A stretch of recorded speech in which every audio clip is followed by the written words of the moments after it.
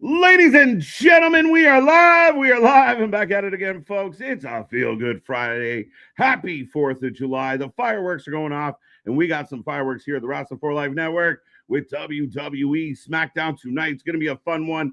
We got lots to talk about, lots to get into. So get in that chat, hit like, share, subscribe, be a part of the show, be a part of the fun, and strap in, strap on. Grab your snacks, grab your feel good. Let's go.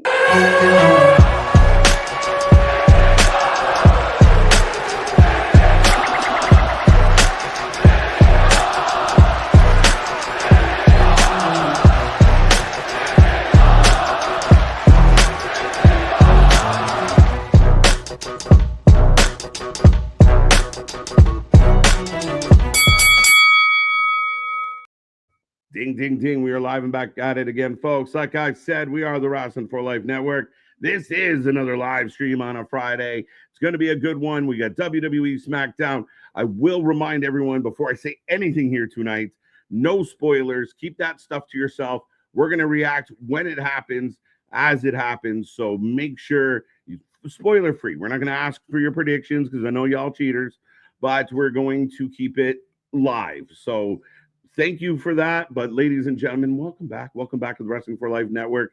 Me and this pretty face got you for the next 2+ hours, Nick. 2. This is amazing. But get in that chat, blow it up. We want to see triple digits hanging out with us tonight on this beautiful 4th of July. But I will take a second to remind everybody, I am Mr. Every Night, KJ White, the Iron Man of YouTube.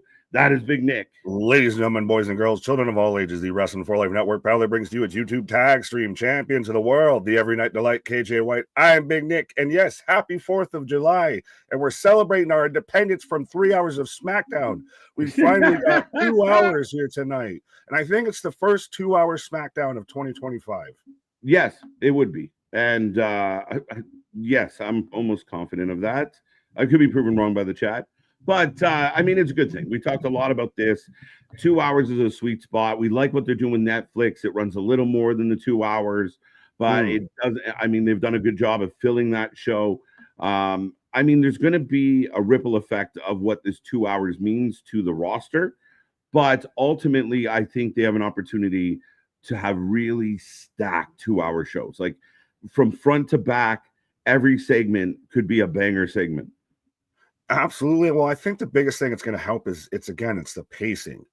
3-hour SmackDowns, you can still have really good moments, but you have those lulls of like, okay, when do we get to the next match? All right, I'm tired of seeing advertisements again. I think it'll really help with the pacing of pay-per-views. Normally are 3.5 hours, maybe at most 4. It's where they should probably land. So a 3-hour weekly show, it's going to burn people out too much because it's going to be too long. Yeah, it gets long. It just gets hard for the content as well. Like they do some good things, but some other, it goes long, or maybe you're getting something like a filler match that you're not that into. And instead of it being, a 4 or 5 minute match, it ends up going 8, 9, 10 minutes, maybe through a commercial. And it does. I mean, it's just tough. It's tough to do it. You have a lot of TV time. This 2 hours should be a blessing. I hope they stick it. I hope they stay with it. I hope no other promotions considering anything but 2 hours. Raw's fine with the 2 hours and change. I like it, but this is good for the fans. This is good for everybody. Oh yeah. Now, granted, it is interesting that the first one you got to do is a pre-tape. We'll see how that goes. And again, I'm interested because this is coming off the back of Monday Night Raw on the same night. Like that's the reason why Monday we were here at 6 p.m. I almost said 6 a.m. Right. So having it be, this would be hours 4 and 5 of watching wrestling for that crowd. Yeah, right. It gets long. So we're looking forward to it. Again, happy 4th of July to everybody out there. We see the chat filling up already. Hopefully everyone out there is having a good day. You're feeling good. The barbecues are going. The fireworks are ready. And we're going to get into this one. Again, no spoilers. We do know as far as last night goes, top 3, Frank, Damian, and Mega. And I believe that was from Wednesday's chat, to be honest. So you weren't counting the Wing of the Ring where I was victorious. Sorry, I wasn't there. What happened? What? Yeah, you weren't there. Wait, what happened? What happened was I, much like Cody Rhodes, am the king. I am the king of the wing. Yes, I thought I had a thing here, but yes, folks, if you missed it last night, Wing of the Ring, episode 6, the all ladies edition, and dude looked like a lady and pulled off the big old win. So Nick, the new king of the wing, which puts me, you, and Anthony tied at 2. And again, folks, it's all shoot. It's all shoot. Right? It doesn't look like a shoot at times, but it's all shoot. It's all shoot. It's been crazy. Like end of the year, like wing belt or something. Like somebody's got to win a trophy. Right. There you go. We'll get a crown. I'll go to Burger King for you. There we go. There we go. There we go. But right now, as it stands, we got about 20 minutes and change before the start of SmackDown here tonight. Cody Rhodes, all they've announced is segments, Nick, that I know of without cheating. Cody Rhodes on the website, WWE.com. Cody Rhodes will be here. The Bloodline 3.0. Yeah, well, this would be the first, SmackDown debut of Tala Tonga. Tala Tonga. Will they officially say Tala Tonga? I know we saw the clips of him on main event as Hikuleo. So I think somebody said it. One of the commentators, Mike Cole, might have mentioned it. So yeah, Bloodline 3.0. Where's Tama? We'll find out. But this shall be interesting. Yeah, we've got Tonga Loa back, the great historical icon and everything. And it does. How do you feel about? Does this feel like an actual Bloodline 3.0? I know it's very nice that Solo won and is now the U.S. champ, and they can do some things here, especially if you get all the Tongans together. But it feels almost like a new. I know it's still connected, but it's like a new lineage. It feels like a spinoff. Yeah, I get what you're saying for sure. Like it definitely feels like a spinoff of the original Bloodline. It's still on the tree, but it's a new branch for sure. There's no Laverne and Shirley. It's just Laverne. It's just Laverne. But I think Solo winning the U.S. title really helps this move. JC Mateo, Jeff Cobb, if you will, comes in. He's an impact player. He's a guy that can go, toe to toe with a guy like Jacob.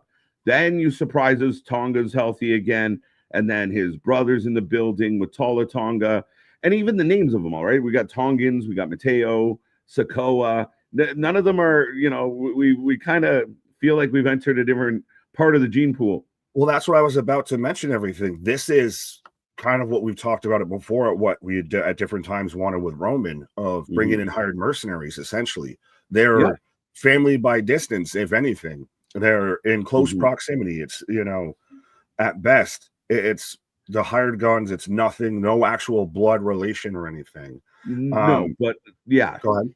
But I think they end up being connected by lineage. They end up being connected. However, they're connected. They're connected. Polynesian principality. Yeah, I think you said it best. And I still phooey to the people out there that didn't get that joke. That was wonderful. The principality. Yeah, easy. It rolls up right off tongue. But Tama Tonga is still in the mix. What will Jacob have to say after losing his world title? I have no problem with Jacob losing that match. I like the chase. This will lead to SummerSlam. It could lead beyond SummerSlam. And I like it. I mean, all of a sudden they feel kind of cool again, but they feel new. Yeah, they feel new, but again, it's like the Better Call Saul of Breaking Bad. Exactly, right? Yeah, it's one of those, like, it's still cool, but it's not the same. It's not great, yeah. And I wonder too of now if Jimmy's going to be teaming up a bit with Jacob. I think so. Do we get the Usos back together? Could we eventually out of that get Guerrillas of Destiny versus the Usos? And it's all due to this. I mean, I would highly consider if the Guerrillas of Destiny are ready to go. I would highly consider having them find their way to titles and really set that up. Oh yeah, let's go. On the SmackDown division, they'd be in there with Motor City. They'd be in there with DIY, the Wyatts, Street Profits. SmackDown's tag division is stacked. Oh, it's stacked. It's looking good. It's getting better. Raw, we're not quite sure. And a lot of talk before we get to the next thing. And we will say hello to the people because we still got time. A lot of talk about the Hardys. One more run. Well, the most I had seen recently, well, congrats to Jeff of 3 years. 3 years. Yeah, man. Yeah, so big congrats on that, as I'm very much not in that timeline, but yeah. But also, I saw that he had turned away being inducted in the Hall of Fame. Yeah. I still think about like 2030, I'll be good for that. Yeah. Yeah, I mean, and we've seen other people talk about it. I truthfully believe that if you're actively doing it, putting you in the Hall of Fame is a little bit early. Rey Mysterio didn't have to go in the Hall of Fame before he's still currently wrestling outside of injury. I mean, that's not my favorite choice. I think a Hall of Fame is to look at someone's career in retrospect and then honor that career. If you're still in it, I get it. Like, we knew Gretzky was going to be a Hall of Famer, or Jordan, but you don't give them that until they kind of put their, hang it up. Yeah, it's like Shedeur Sanders. You don't retire your number before you do any fucking thing. yeah, right. But did you see that Ray was considering just hanging it up before Dom came back and Dom started wrestling?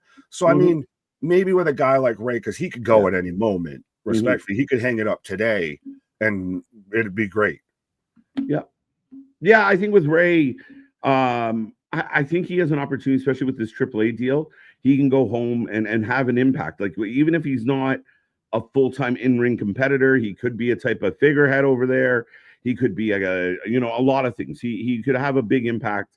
He could be on commentary. Like, I still think there's an opportunity for him. But I think he said in an interview about a year ago that he only had a couple of years left anyway.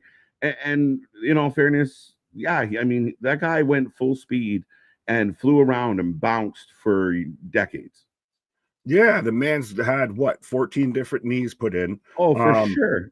He should go, and for all the New Japan fans out there, he should go to AAA and do what Tanahashi's doing in New Japan.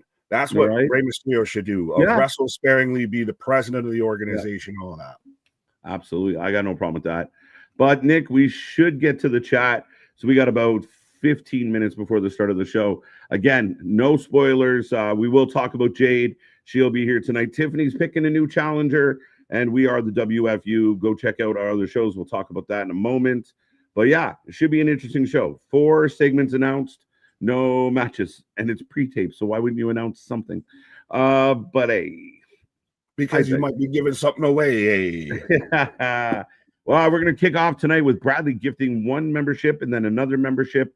I believe he said it was due to the Blue Jays sweeping the Yankees and taking #1 spot in the division. The Bluebirds looking good, folks. You're #1 in my book. I got to deal with you as a Blue Jays fan and my neighbor's a Red Sox fan. I can't win as a Yankees fan. I say, you guys get swept by the Jays, turn around and get beat by the Mets today. I'm like, the Yankees are having a bumpy one. Oh, I've been hearing it nonstop. And that's the thing, though, too. The missus is a Mets fan. I can't win in any scenario here.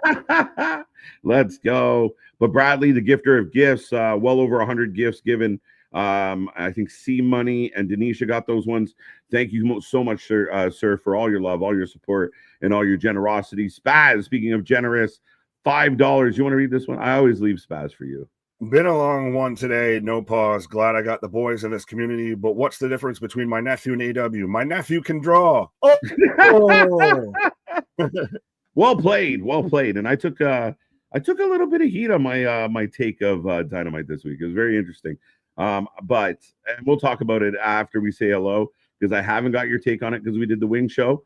But my God, was I disappointed in so many different things. Just bummed out. I will admit I was a bit sparse on Dynamite and everything. I'm more focused on the main match and all that. And I heard some rumblings on some things, but yeah, we could talk about it. So upset. Dawn, aka Smiley Girl, member for 5 months. We appreciate it, Dawn. That's amazing. Thank you for sticking around. Spaz, another $5. Tama, Tala, Tonga, JC Solo versus Jacob, Jay, Jimmy, Roman, Sammy, possibly. Also thoughts on ladies NXT title winner of Evolution going belt for belt with Masha. Dude, this broke while we were doing the wing show last night. We'll start there. That was huge. And I love Anthony so much. This man is the consummate insider and everything. Man's literally got 700 times 1,000 Scoville units coursing through his veins and is still breaking TNA news. Literally suffering from eating ghost pepper and breaking TNA news. But I like the idea of, so we all assume it's going to be Jordan versus Masha, right? We all assume that? I don't know. And I mean, we got a preview show coming up. The reason I'm hesitant is, does JC find a way to beat Jordan because you'd rather have JC be the one that drops the title to Masha? So, well, that's another thing I have to fully wrap my head around. So the winner from Evolution between Jordan Grace and JCJ and for the NXT title takes on Masha. And it's for, is it for both title titles? Versus title. It's for both title? Title versus title. As far as I know. Somebody can correct me if I'm wrong, but I believe it's title for title. That's why I think Jordan, because if Masha doesn't go to NXT, Jordan can very much hop over and be back in TNA and, you know, go back on a knockouts run too. Well, and like I said, we'll talk a little more about it for the preview show. I might be tipping my hand a little bit. I just feel like Trick got one belt. The other, I mean, I think Masha has to get this belt. Or else people will, like, if NXT keeps winning all the big title matches, now we're getting that territory of look at the dub being the dub. So I think Trick won the men's world title. Masha wins the women's world title. Don't threaten me with a good time. I feel like I mean, it's win-win. I feel like Hawkeye. Don't do that. Don't give me hope. You already gave me hope with CM Punk, and look at where that got us. Being the one to take the title off of John Cena, but Masha in NXT just give it to me now, give it to me yesterday. And did you see Zigglypuff kind of talking about how the TNA WWE deal of, you know, mentioning now Trick's coming over and we're getting WWE guys on TNA shows and it's taking time away from TNA. Like, they're very much, whether it's work or shoot, they're very much playing up this. We're against this. If you guys are taking our time, you're coming into our locker room. We're holding down our brand. Yeah, I agree. And I think Dolph's done a good job, like, especially like when Trick won it, he was upset, like, away from TNA, just on his own time, publicly upset. And I think that's valuable. I like it a lot. I think it's done well. And they should. That's exactly how they should feel, is that they're outsiders, they're taking up our time, blah, blah, blah, blah, blah. But I mean, ultimately, right now, I think TNA is doing really well, selling out shows. The TNA shows are solid, good stuff. Go Masha. Absolutely. Well, now you're getting Mike Santana over to a much larger audience. A lot more people know about Mike Santana than they did before. Absolutely. But we got Zachy in the chat first today. Happy 4th of July. Clay Lewis is with us. Welcome back. Welcome back. Eric Isaac, how you doing, buddy? It's always a pleasure to see you. 2 hours again is a great thing. AD and AZ. Al Snow, love seeing you. Let's go. 2 hours, thank God. J1, how you doing? How you doing? Did you see the recent Randy Orton video, interview with Stephanie McMahon podcast? He was an emotional, talking about his mental illness. Very candid interview overall. I've seen clips of it. I have not seen the full thing, but have you seen this? Yeah, I saw the clip, and it was really impactful to see a guy like Randy Orton get choked up, much like we both did during the whole. That's the thing, is because we just did the Wrestle with Mental Illness stream. That really, like, touched home with me. And seeing a guy like Randy Orton that you think is like the tough guy, even amongst WWE tough guys a bit, and he's getting choked up and everything. It was super special. No, it's it's great that you have the athletes able to be open and vulnerable to the world in a way. And I mean, people out there, I know people get caught up in the tribalism, but I think those are a special moment, special moments where you should be able to step back and just take it at, these are, this is human beings. And we talked about it. Everyone's affected by this. Mental illness doesn't discriminate. It affects everybody. And it doesn't matter how rich, how poor, how great you think someone's life is. Self-doubt, self-worth. It's a very tricky thing. And when you lose that confidence, sometimes it eats you alive. And you see a guy like Randy, Hall of Famer, kids, house, but he went through that. So I love that more, be open. We want more men to be open like that. Share those stories, pass them on. That's why we keep saying, go to the channel and tweet out what you're doing or how you're feeling, because we want this mental health thing to be a daily conversation, not an annual conversation. So it's a really good thing, Nick. Oh, absolutely. And even seeing him kind of still doing that typical male thing, sorry ladies, of kind of still writing a bit coy about it and everything. Of, I guess they say you should talk about it and stuff, and I don't know what this is going to do for the Randy Orton character on TV. I'm still that halfway of like, I know I should talk about it and I want to talk about it because I need to say this out loud to somebody, but still that stigma of like, oh, I shouldn't be saying this, I shouldn't be opening up like this, all that. Absolutely. 2 more for the Blue Jays. Again, thank you, Bradley. I thought that's what you had said. So congrats to Bradley. Thank you to Bradley. Congrats to the Blue Jays. Lil Willie, good to see you. Good to see you. The avatar's great. Merca, Dennis, how you doing? Safit, welcome back. Denisha, good to see you. Good to see you. Andy, good to see you as well. Rick Dawson, could be Richard. KJ and Nick, hey everyone, I love you. Get your health in check. RIP to the legend Young Noble from the Outlaws. Oh wow, Tupac Outlaws. Yeah, absolutely. You ain't shit without your homeboys, folks. Facts. First name John. Nick, I think we're at Dale. Damien's in the house. Well, Dale. Well, first name John. Hi, welcome back. I think you were here before, and now you came back. Dale, though. We don't need to go that aggressive. We don't need, use it respectfully. Wield the wrench respectfully. Right. Just don't spoil things, folks. It'd be a lot easier. It'd be a whole lot cooler if you didn't. As we are about 7 minutes away, is this SmackDown watch along pre-taped? Our watch along is not pre-taped. SmackDown is pre-taped.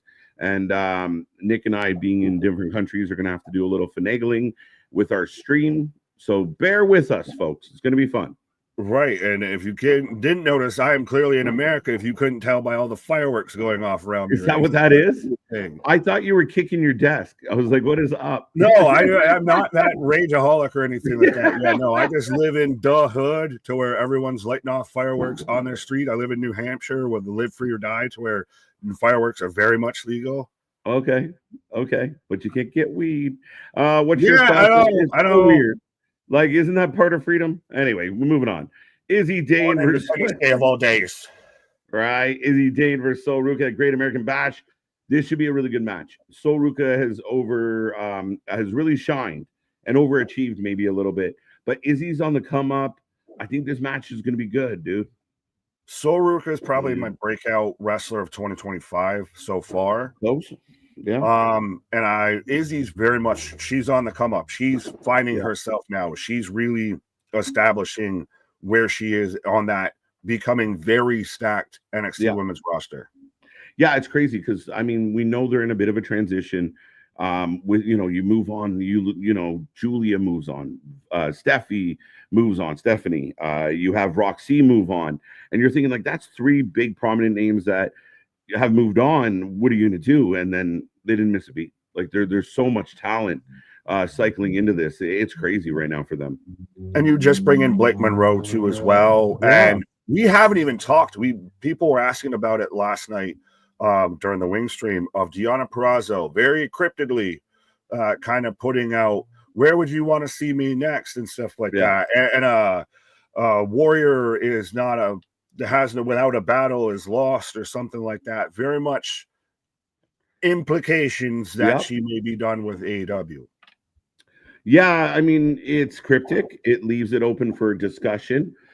We've seen wrestlers in particularly AEW in the past. They'll put out these little tweets, and then all of a sudden we'll see them get booked a little bit.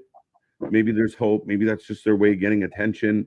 We do know the rumors or the stories of athletes and athletes being ignored by the boss or ghosted. So maybe that's just a way of, hey, or maybe she's truly at her breaking point, and she doesn't care if she gets his attention. She just kind of wants people talking. I think Deonna Purrazzo was a phenomenal talent.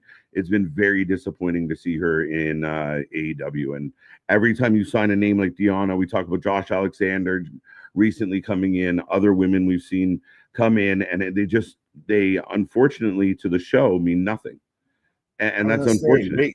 You saw her in AEW? Because see, that's why I need to get the picture-in-picture and everything like that, because that's the only time I could see her in AEW. Besides that, it was Ring of Honor. And like you mentioned, Josh Alexander. I don't think he's gotten a win yet, and he's already done playing with that toy, right? And we don't see him on TV anymore.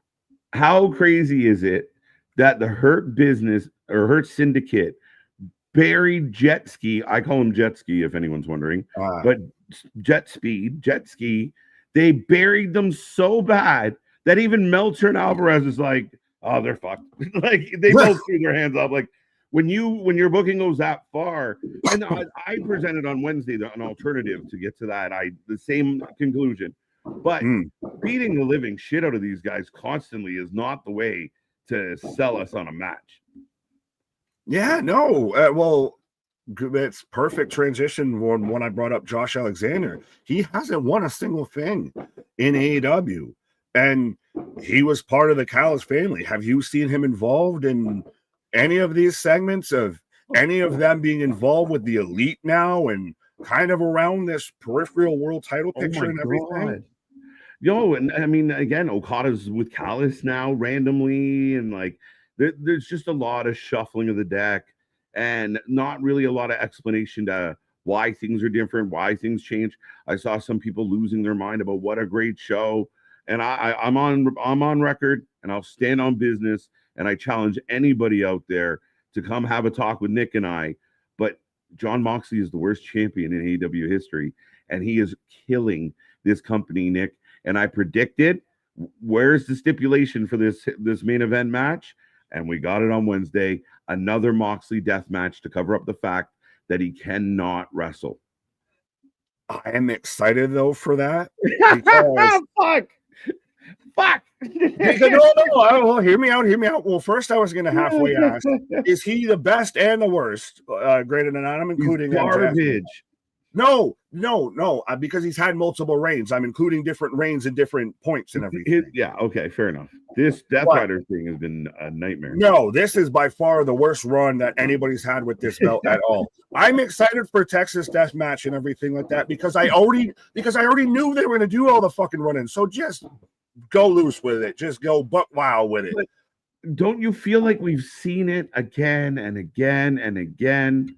But I just we know that this is going to be the end game, hopefully, for all of this. So I'm expecting we're going to get a Darby run in, an Ospreay run in, a Swerve run in, the Bucks run in, maybe Eddie Kingston runs in, Trent's mom Nigel McGuinness runs in, the ghost of the Ultimate Warrior runs in. All this and that more, folks. I think that's what we're going to get. We're going to get the Avengers taking out Thanos, and that's what they think in their minds eye what they're fucking doing. So that's why I'm fine with it. Just fucking book it that way and let it go. I'd rather it be that way than it's a singles match and Remsburg's got to sit there and pretend he doesn't see 2 hours of people fucking off. Valid. Oh, okay. I mean, valid as far as I have a then. You have a then. I got to see what I have, but I have a now. I will click through some people as we've missed people's, but Boston. We got lots of people to say hello to stuff, folks. There is clearly lots going on in this wrestling world. Right. Okay, I don't have it yet. I have together, as I'm together with Chris, I got the Lenninator. Finally, the Lenninator has come back to the Wrestling for Life. Welcome back, Lenninator. Right. As I have Solo Sikoa showing up in the white SUV. Anthony, what up? What up? Cherokee George, Mega, instantly getting jumped by Jacob. Jacob was just everybody in the car. Well, everybody gonna get hit. Right. And we're supposed to have like an acknowledgement ceremony tonight with JC in the door, and he's literally pulling Solo out the fucking window. Oh, this is when I see what's on site. Yeah, so security finally pulling Jacob away. Solo's half hanging out the fucking window like a hash brown. JC Mateo got thrown into the fucking open door, and Tongaloa got thrown into the production truck. Shit is on. All gas, no brakes, folks. The show is live. Make sure you follow along. No spoilers as we are off and running with this one. Right. Wrestling God, what up? Jose, what up? As I got Cody Rhodes, adrenaline in my soul, kicking off the show. Let's go. Dawn, AD and AZ, Mega, Cherokee George, Big Dog, the Wrestling God, Al Snow, Jose, Damien, AJ, Jose again, first name John, Little Willie, we got you. Al Snow, big fan. Ringsider Anthony, always a pleasure, sir. Thought, me and him had to play second place. Well, it was a tight race, by the way. It was very tight like Toiger. Yes, Cody out here. Spaz with a $10 super chat. Dark State versus the System. Also, I got the State of Wrestling as well as Resurrection preview. If you're on the GTA, also check out the card for Destiny's Wrestling Summer Heat. They added Wentz. Oh, Zachary. Let's go. Well, and speaking of Resurrection, we will be here tomorrow night at 6:30, 6:45 Eastern Standard Daylight Savings Time for Maple Leaf Pro Wrestling Resurrection, to where friend of the channel PCO will be defending his heavyweight title against Danny Moff. You've got an NWA title of Tom Latimer versus Matt Cardona, and the women's title for Maple Leaf, Giselle Shaw versus Shotzi Blackheart, the new queen of the Indies with a broken arm. Right, with a broken arm already, poor girl. It should be a fun card. We're looking forward to it. And if you haven't seen our interview with PCO, the hometown boy, looking forward to a House of Pain match. Right. And so we're replaying Randy Orton versus Cody from Night of Champions, because again, still is all the fallout from Night of Champions. Yeah. And sorry, go ahead.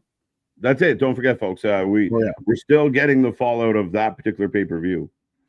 Well, and that's when we started to tease Rainey going heel, and we've already got it set up.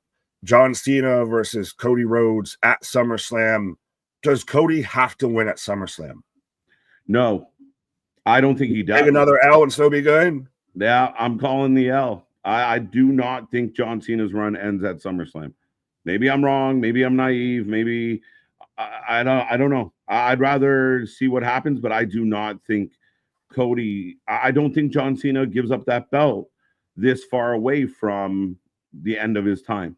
Well, he's got a comeback babyface, or do we do like we've talked about, if he goes out on his shield and like that's his last moment, is his maybe a redemption in his waning moments, like as he's walking out the door, you finally realize everything is done. Yeah. I think you kind of, for me, I think you got to create that suspense of tonight's my final appearance in this show, and if I win tonight, I leave with the belt, and if I lose, well, I'm gone, and you'll have a new champion. And it's Cody Rhodes. It feels like it's going to be Cody Rhodes. That is the guy that saves the company. But with his whole arc of being, I want to destroy wrestling, as Cody's cutting a promo to all the people out there, he still hasn't worn the crown. You're holding the crown. Wear the crown, damn it. Right. Who do you think you are, Gunther? I'm the Ninja. But if John's whole motif is I'm going to destroy wrestling, then shouldn't he not really be like, I'm going into that of I'm going to win and I'm going to ruin wrestling. You're going to crown a new champion when I walk away here. It's not a very redeeming arc still at the very end. Yeah, I that's where I'm torn. That's where I'm kind of, is there actually like, whoa. What does this crown stand for? Says Cody Rhodes. It stands for oil money. Sorry. Alexis, I see your comment. I actually want to start that because I want to ask that later when we can discuss it. But she's asking who has underachieved so far this year. That's a long list, but yeah. Like superstar wise? I believe so, because we were talking about how Soul is the breakout and everything. Probably be Moxley, honestly, if we're saying that you're world champion and you've done more damage than good to your world title. And you've held it from all of 2025. Yeah. That's got to be the biggest underachiever, if anything. Well, considering how bad, single-handedly kind of, and I know some fans don't want to admit this, but he killed 2 pay-per-views for us. Like, they were good pay-per-views with horrific In main my events. head, they come to me. So Randy coming out to say hello to his buddy. Right. Matthew, what up? 1 chilled bunny. Plot 2. Will or will not Cody turn heel? Not until John's done. I can't see them both to heel at the same time. Yeah, I can't see that either. Could you double turn? That's where you do the double turn? You could do it, but it'd have to be organic. Like, you can't force kind of just switching. You kind of got to get the crowd there organic. You know what I mean, though? You kind of got to pull them there, opposed to just start acting different. Right. Michael, what up? In case you're wondering, Jacob Fatu is the face in the feud. I think we got it. No doubt. Right. J-Boy, what up? I liked Happy 4th. KW, Netflix is broken. No, for whatever reason, Netflix hates pre-taped episodes. We figured this out with NXT earlier this week. And clearly it's happening with SmackDown. Yeah. Nick, I gotta step away. I'll be right back. You're good, sir. If you want to take a pause for the cause. There we go. I've got Randall Keith in the ring right now. Now I can finally mega. Well, that's the thing though too, is that they'll also drop it on Netflix. They'll drop the whole taped episode. There is no commercials, no pauses, no breaks, no nothing. You get the whole show, and that's why we're like, we got to watch the live version, because otherwise everybody else is going to be lost in the sauce. But nothing says America like a tank top and a pair of one shorts from Walmart. And one, for sure. It'd be a Walmart shirt too that just says like America with like a tattered flag thing down the center. All that. But Jordan, what up? Cody and Cena, a Vince like double heel face turn. That would be though, and maybe because I know Cody talked about Dwayne wanting him to go heel, and I personally am kind of sick of this Cody. I know not everybody is. Me personally, I kind of am. And I like if once John's done, he takes over that mantle as like, I'm the big politicking guy, I'm the corporate guy, and just does it as a heel. He wore the crown. There's pics everywhere of Cody wearing it. Still looks like a little kid playing make-believe. I have not seen a single picture of it. John C., what up? I apologize if I missed anybody's spaz. I feel like I missed some of your super chats. Maybe if let me see if I can find them real quick. As Randy's talking to Cody. I don't like the fight graphics with the legs. Thoughts? What? I don't know what you're fully referencing to. Big love and happy 4th to my American friends. Just telling you, there's at least one Canadian not raging at you. The best neighbors. You're fantastic. Right. You can have that. Not even what I'm mad at. Funny now that Blake Monroe is with WWE. Suddenly, Tony Storm is out there talking about, oh, yeah, I hated the Hollywood ending. I have not heard that at all, sir, but I will thank you very much. And anybody that's supporting us at all the super chats, Bradley out there gifting memberships and everything. Appreciate all the love. But yeah. I haven't heard any really on that end. Drew McIntyre is here. I always just want to pop for when I dream. But Drew's back. I like bored at work. Yo, and it's got the phone. I like that shirt. Hey, I'm glad that Drew's back. If this is the SmackDown main event scene, and especially if it's the main event scene after John's gone, I really like this as the top of their card. We saw it kind of get established of what Raw's top of card is this week with CM Punk, Seth, Gunther, LA Knight. If that's their kind of big 4 or so, and SmackDown's got about a big 3 or so, I very much dig it. I like that. I'll say this, and KJ can agree or disagree with me whenever he comes back. of Drew got his head caved in and still managed to come back better and still be in a better spot than Damian Priest. Drew's got the most venom in his voice out of everybody involved in this, and there's a man called the Viper in the ring.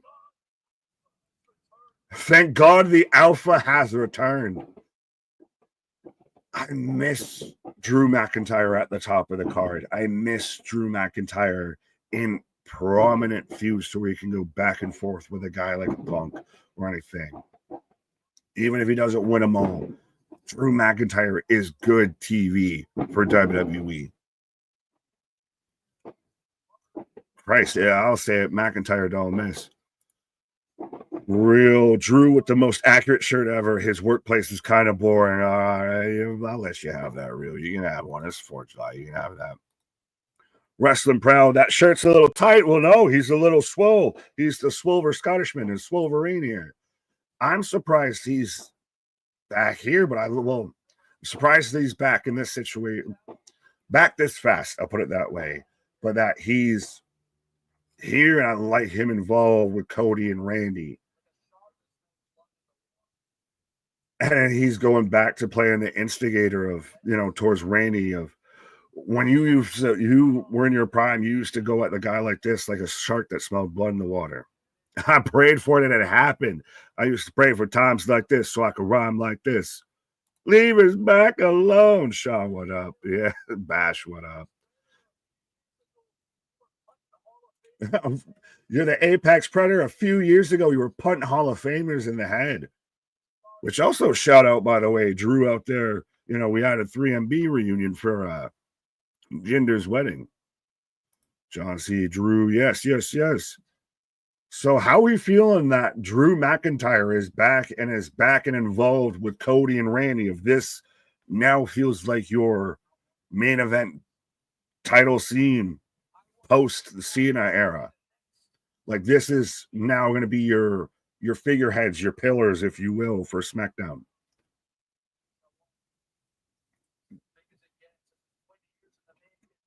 Drew saying him versus Cody is the biggest match as it gets. 20 years in the making. I want you to win the title so I can be the one to rip it out of your hands. God, I miss Drew. Like it. I will. RKO from Randy on a Drew. That legend is a dead Drew, says Contestatori. I was going to say, I like that. Drew just always has that off-the-cuff organic vibe with his promos. And I know everybody else makes you feel emotions and everything. But Drew feels genuine. And it's been missing since like Kevin Owens hasn't been around.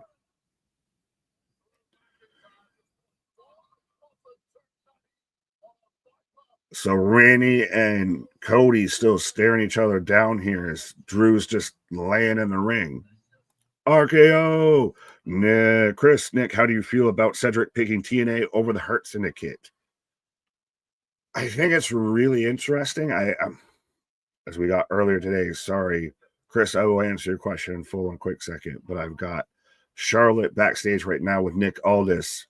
You're fine. Charlotte out here just trying to find a new man. But so Aldis has got a new title opportunity for Charlotte Flair of pairing her in a tag team, because we're going to get a tag team women's match at Evolution 2 for the women's tag titles. So Aldis is picking Charlotte's tag team par Alexa Bliss and Charlotte Flair. And they've already clearly had their interactions, but it's, the two blonde bombshells paired up together. This is very much going to be the odd couple pairing that is put together. They may win a time or two, and then, once the wheels start to fall off, they end up having their singles feud. All is saying, you don't know what's best for you. Let me do my job. So it looks like we're getting Charlotte Flair and Alexa Bliss teaming up later tonight. But Chris, how do you feel about Cedric? Like I said, I think it's really interesting. I thought around when MJF was trying to join the Hurt Syndicate would have been we were going to get Cedric if we got him. And I think it's not exactly surprising.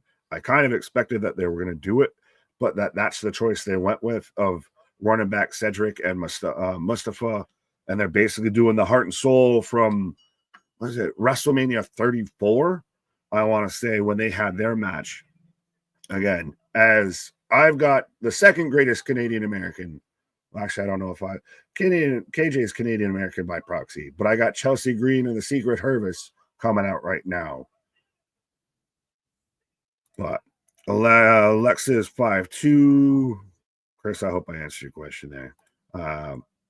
What's up with the way they're treating Charlotte? What way? I think they're doing it well. So, yeah.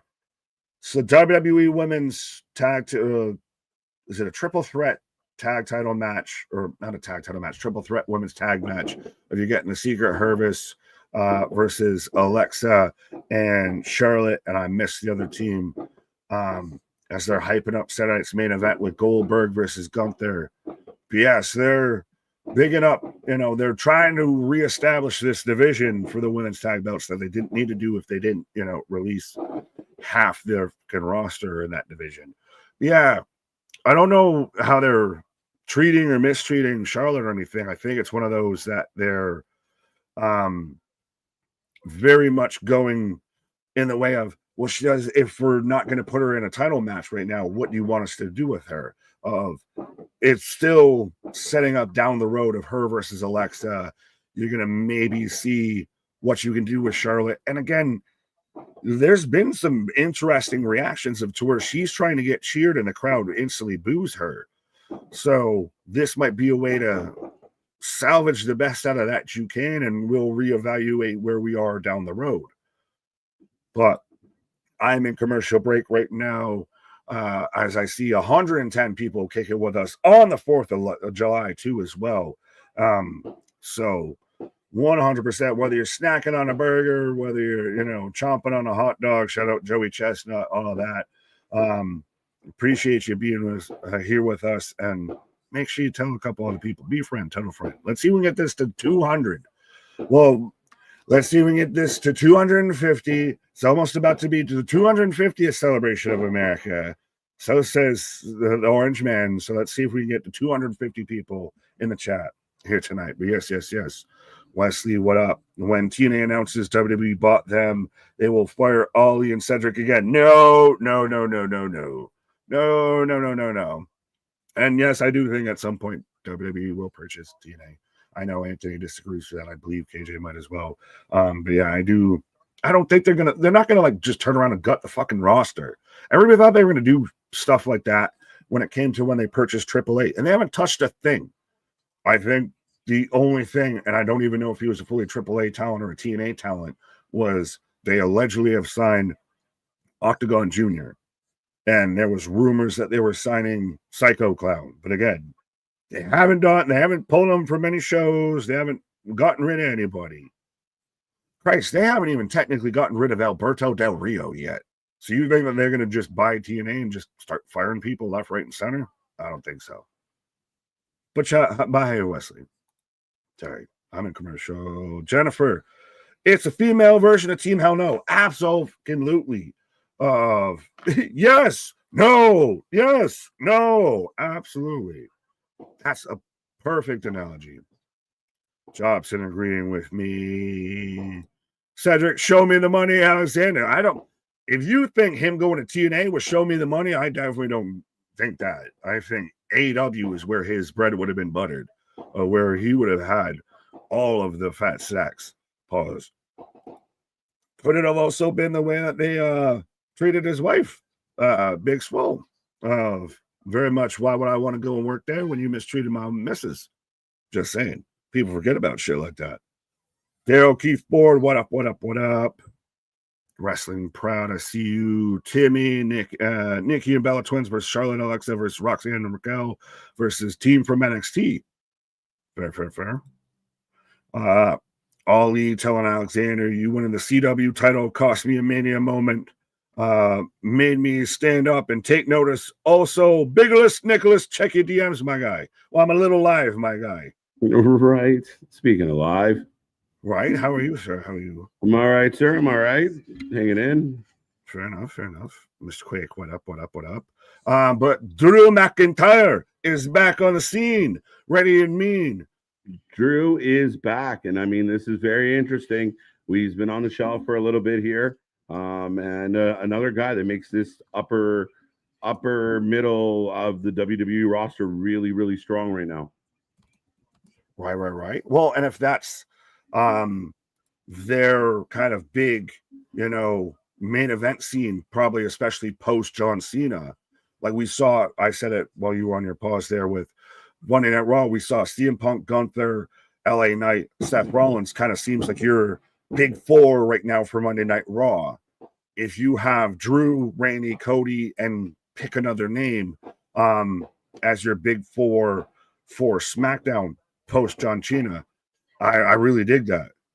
Yeah, you're not doing too bad at all, right? I mean, again, I think we're getting to that point, especially with a 2-hour show, that the depth of the roster, every segment from start to finish has no reason to have a pretty good amount of depth to it. Right. Speaking of depth, we're getting a depth to Saturday Night Main Event as now we're getting Jacob and Drew face to face. My heart beats still. Okay. As I love the board at work shirt, but we're so at Saturday Night's Main Event, it's going to be Randy Randall Keith taking on Drew McIntyre. What do you have on your screen right now, sir? Jacob Fatu talking to Nick Aldis. All right. Jennifer letting us know I make a pork chops with a bourbon, peach barbecue sauce, corn on the cob, barbecue beans, have Jimmy? And potato salad. Jimmy just popped in right now, so we're we're neck and neck. You ready to get in where you fit in, cuz? You know what I mean? Yada what I mean? I love that. Yada what I mean? Yada I mean? Well, I love that Jacob speaks in rhymes and riddles. Really? Now remember, sorry. So they're trying to make B-Fab and Mission a team. They're even kind of dressing a little bit purpley together. So we'll see if that keeps going. Yeah, well, I mentioned this, and again, it's another thing that happened while you're on your pause there. So Charlotte Flair and Alexa Bliss formed as a tag team through the powers of Nick Aldis. And so now we're getting all of these women in a triangle women's tag match to see who's going to get into the Fatal 4-Way women's tag match for the tag titles. Right? Yeah. So Charlotte and Alexa together. Yeah, well, that's what I'm saying. Of that feels, I like that it's setting up down the road of we're going to get, I think it was Jennifer actually that said it's basically the ladies' version of Team Hell No. You're going to force the odd couple together, and then down the road, you'll probably get a singles match out of the two of them. Fair enough. Well, I mean, again, a lot of people talk about all the titles Charlotte has, all the titles Alexa's, had the success. So, I mean, you put them together as a tag team, kind of give them something to do in the interim. Well, what do you do with Alexa if you're not going to put her with the Wyatts? And with Charlotte, she was trying to be a babyface, was getting booed. So where do you go from there with anything? You can't have Charlotte as a babyface. I don't know why they did that. We've done it before. We should never do it again. It just does not work. There's such a big fanfare with Alexa. Her and Charlotte, even if they find a way to work together for a little bit, Charlotte can be a strong heel. Alexa can be a strong babyface, and it makes a lot more sense. Well, and it is a dangerous team to put together. It's two former women's champions, if that's who you're putting together. And if they're trying to reestablish this division that they didn't need to fucking demolish and try and rebuild to begin with. But I digress. But they're rebuilding it. We got some. We can rebuild what we broke. Yes, they can. Wreck-It Ralph. Fact. I love that's their official name now from here on out from MDB. They are Beachin. Beachin. But I think again, this is things you need to do if you're not to use your women. If you're going to have those belts, you're going to keep them. They've got to be in tag titles. How do you feel as we got ding ding on the ring of the Secret Harvest versus Beachin versus the two non-blondes of Alexa and Charlotte? The not elegances? Yeah. I like it. I mean, like you said, you got to start showing that there's a bit of a division here. So 3 viable teams in the ring right now. One seems like they're going to be a legit team just getting started. The Hervis is good already. And then you got the Thrown Together team, which is probably going to win. Yeah. Well, it's the most star power in this match. I'll tell you that. Sorry. Go ahead. No, I was just clicking out Snow saying I think Drew Jones up with Fatu. I don't think so. I don't know. I mean, again, especially if he's still kind of on that. I don't know if going after, but joining up, I don't know how well that works. That's a hell of a match, though, to have at some point. Like if Jacob Fatu, I was saying, if you add another 4 into that, trust me. Again, I've said it before, folks. I live in the hood, DA hood. DA hood. So literally, it has been since like 7:30, and we're an hour into this right now. It has been like nonstop fireworks. Half time, I'm like, I can't hear the show because boom, boom. The sun's still up. I know it's terrible. Right. But if Jacob is your shit. Whoa.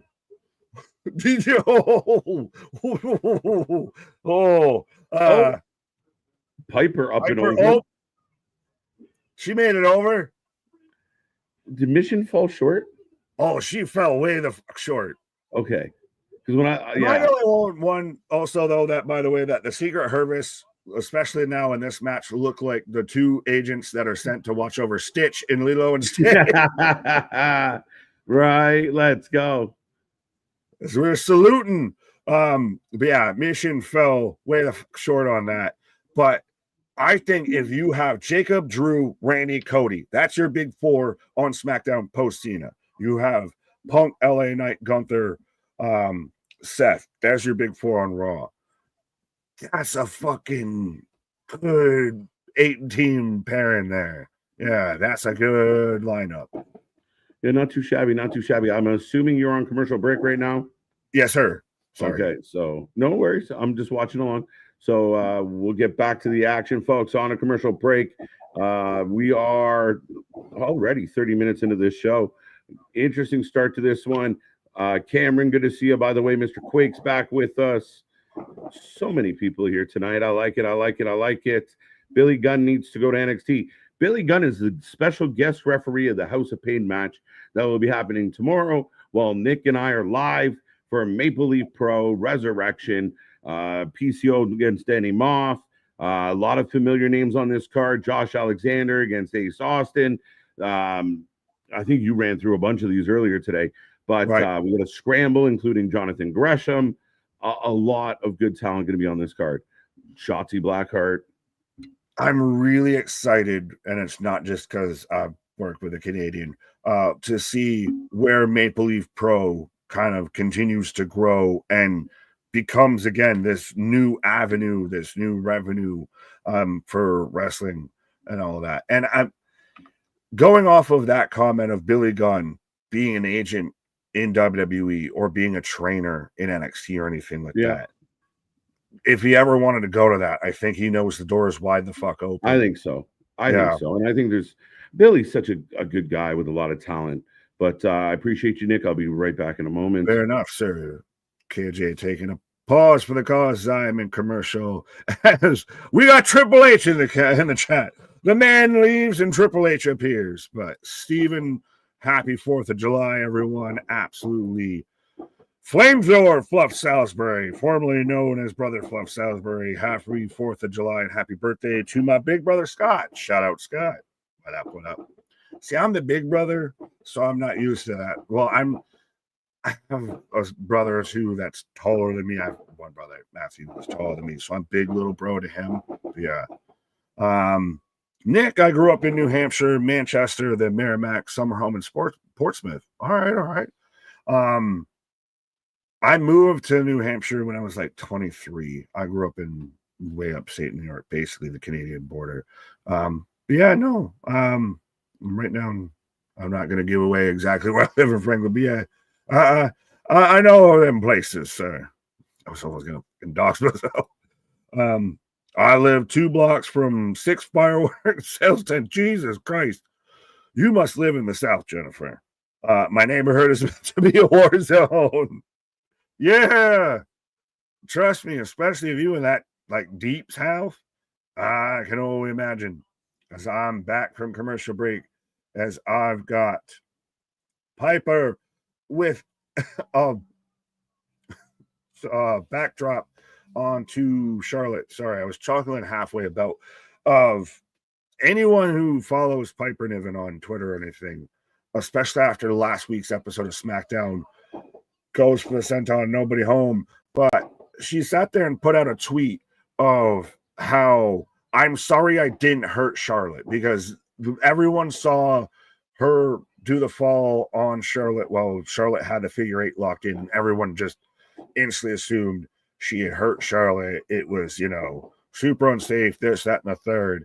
Charlotte walked away fine from it. Piper clearly fine from it. Nobody got hurt, nothing, no issues. Went down how it was supposed to go down.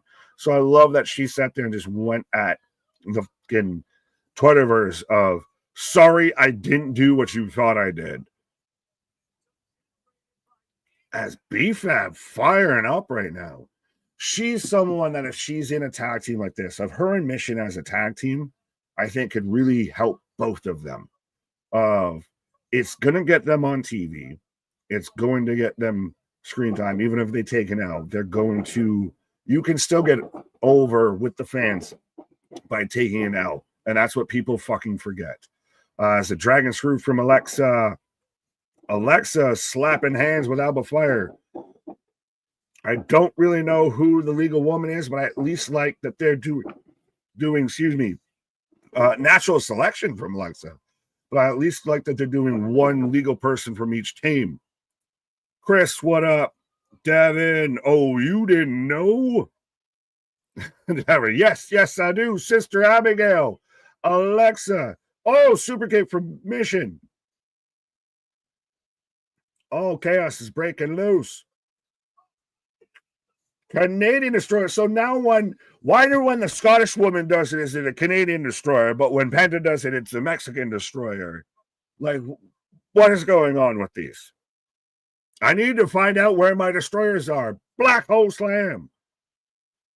Soffit, good grief. Wrestling Ranch. Yo, not Miss Trunchable. Yeah. Who called her Miss Trunchable? Yeah. That fits.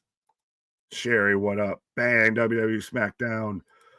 Boston, what up? I get it now. First part, if I have no clue, okay, I thought the stuff that I followed it, you were saying to me, I was like, huh, all right, fair enough. I think that wasn't for me, but hi, Boston.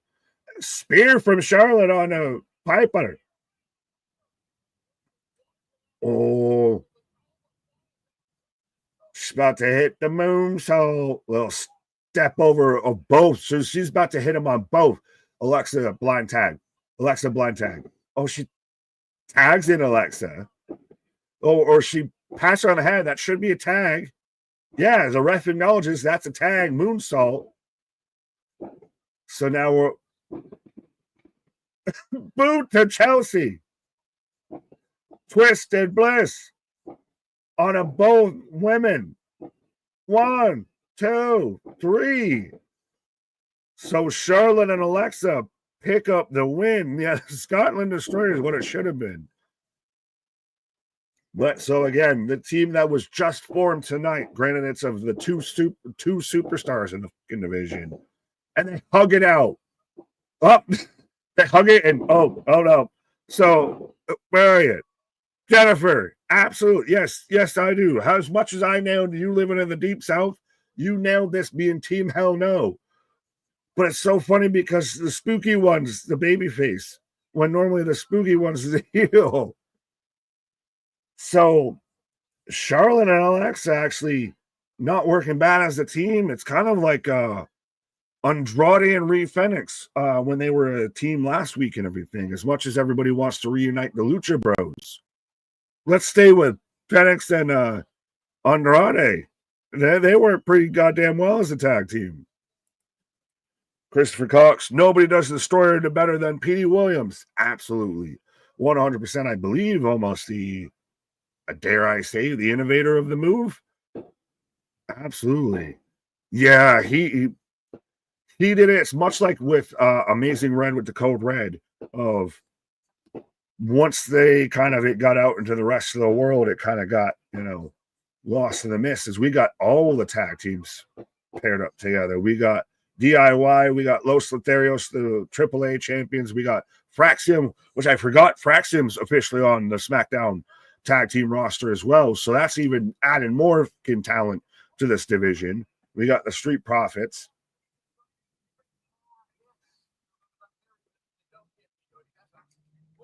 So we're talking about Fenix and Andrade. I'm missing fully the context of the promo here, but yeah, we got Fraxium and DIY kind of going at it.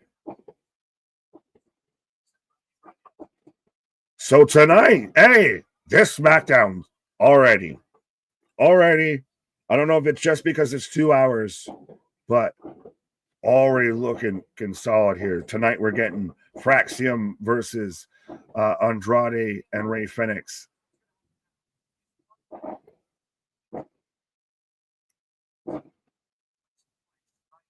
One member of each team is going to team up in an 8-man tag match against the Wyatts tonight. So a member from Motor City, a member from DIY, a member from Los Lotharios, a member from the Street Profits are all going to team together and team up to take on the Wyatts in an 8-man tag match. Safi, what up? Yes, we've established Scottish Destroyer, AD and AC. The Scottish Destroyer sounds like an alcoholic drink. Absolutely. 100%. So DIY is trying to get all hands in together. Jennifer or Lord, the hug it out. You gotta hug it out. So they got to decide right now as to who's facing this, because I got the Wyatts coming out. J-Boy, green beans and hot dog. That all right, shout out. You do you, King. This is Tony Khan booking. Chris, I don't think so, because you're establishing the Wyatts have an issue. That fucking Titantron with everything else, with all the Fireflies, is fucking dope. And it's been a while since the Titantron's actually fucking mattered. But I see a bit of what you're saying of on the spot booking, but also it's a taped episode coming off the Saudi, but also at the same time, the Wyatts have history with the whole tag division of I get the sense of trying to force everybody to get along on the other side, but this is now the big threat that the tag division has to face. Is the Wyatts decided that they want to aim their, target towards the tag titles. So the division's been put on notice. So I vaguely see what you're saying, but I can find very much holes in that logic.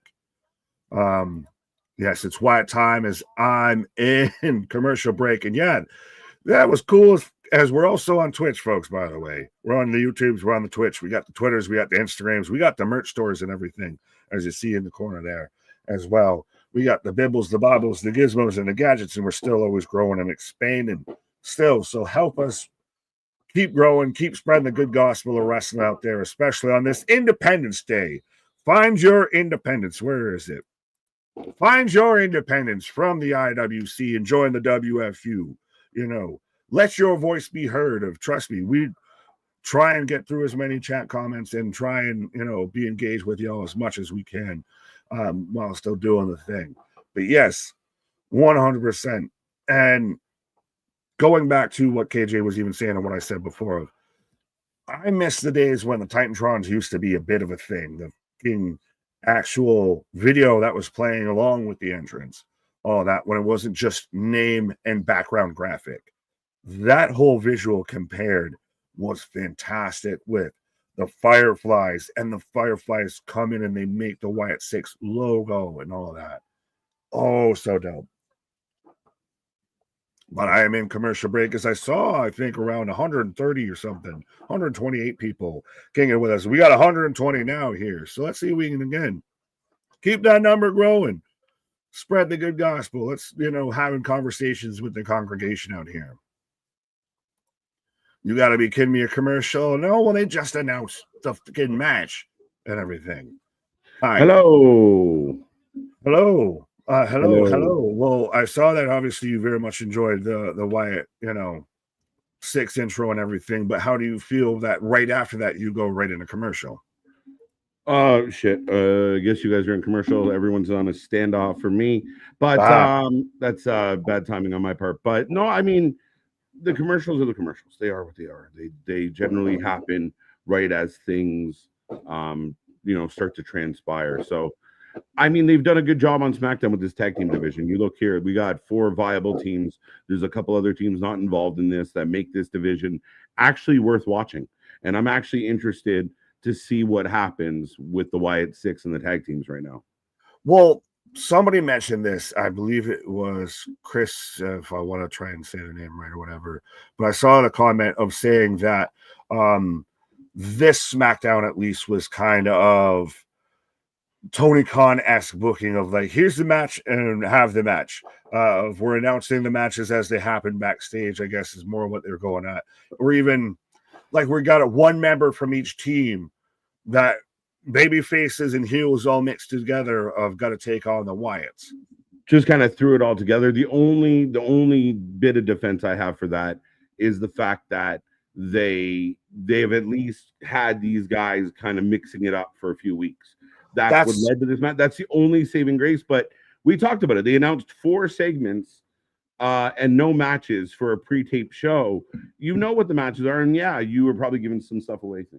But at the end of the day, I think you have to let us know that something's going to happen in the ring tonight. Right. Well, and also speaking of things happening in the ring, of Fraxium and Andrade and Rey Fenix, our new favorite tag team on SmackDown, are going to happen tonight, which I forgot that Fraxium is officially on SmackDown. So that's even more talent in that tag division. No, there's a lot, and there's a lot of cool matches that could happen. I know people talked about the potential of like a private party. I think right now, the way the WWE tag team division's in flux and getting booked better, you have the opportunity. I think they'd be a welcomed addition. Hank and Tank, I feel like, are ready for the main roster. Raw's tag team division gets a little spruce up with the with Judgment Day as champs, but they need some more supporting members. Right. Friday night ads down. No, not quite. I don't feel. Are you back? I am back, as I'm getting a replay from last Friday when, again, point proven, like we were just talking about. We have the Wyatts getting a schmoz with everybody, just taking everybody out. So this is very much why they're going to want, as a division, to take out the new impending threat here of the Wyatts that have decided, I want tag titles. They're Will Ferrell. We decided we like Lion, and Lion tastes good. Right. As I have bell ring of, I've got Gacy versus Berto, so it is the Wyatt 6 of all the males versus Montez Ford, Berto, Johnny Gargano, and Chris Sabin. Okay. And do we get a bit of a schmoz happening right now? I have Gacy kind of very much missing a senton, but selling it still. 2 count. I got Mike, what up? Nicholas, Chelsea Green stole my gimmick from high school. Pause. Guardian, as we're going to get comfortable. Jelly roll after Goldberg. Yeah, I hear about this jelly roll rumor. Oh, I love me some jelly roll. I love him. I recently saw him. I mean, I think the guy's great, but I don't know if he should be in a WWE storyline.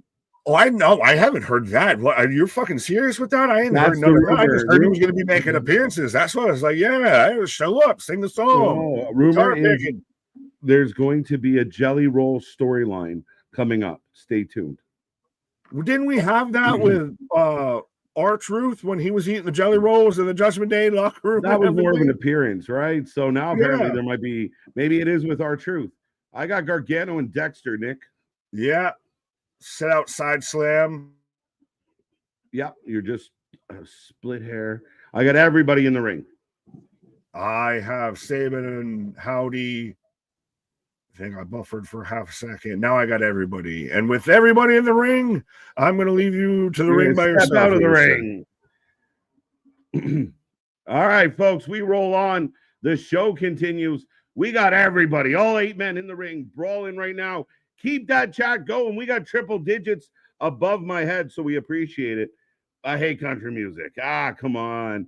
You got to like everything. Variety is the spice of life.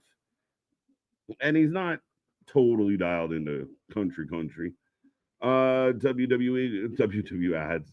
We want the smoke. Let's go. I love me some raspberry jelly roll. Who doesn't? Let's go. I like a good lemon. The Rock was meeting up jelly roll. What I saw. There you go, Dale. Thank you. As Rowan catches Montez, throws him into Loomis. Y'all want 2 hour SmackDown, and here's your punishment. What's the punishment? I missed it. I love me some chaos. Let's go. As I went to a commercial break, I do believe. Let me know out there. If you are in the U.S. audience, are you currently on commercial break? Not country, KJ. There you go. I'm predicting The Rock shows up and costs Cody the match. Wow, that'd be crazy, Damien. A lot of people, it'd be very interesting to see how people would react to The Rock stepping in. Good match so far. Dale, do you have a commercial? Jelly roll, rap, and R&B, and country. There's been a lot of blending lately. Nelly put out a country song. R-Truth's gone country. Yeah, I mean, again, it's like the alt-rock country mix vibe. Jelly roll can rap for sure. So, yeah, it's a different time for sure. As we are rolling, I'm in commercial break as well. Thank you. Someone throw in the chat when you're not. So what has happened for the international audience? NXT and SmackDown being pre-taped. I would advise WWE that it's not the best of choices, but they push up the entire episode.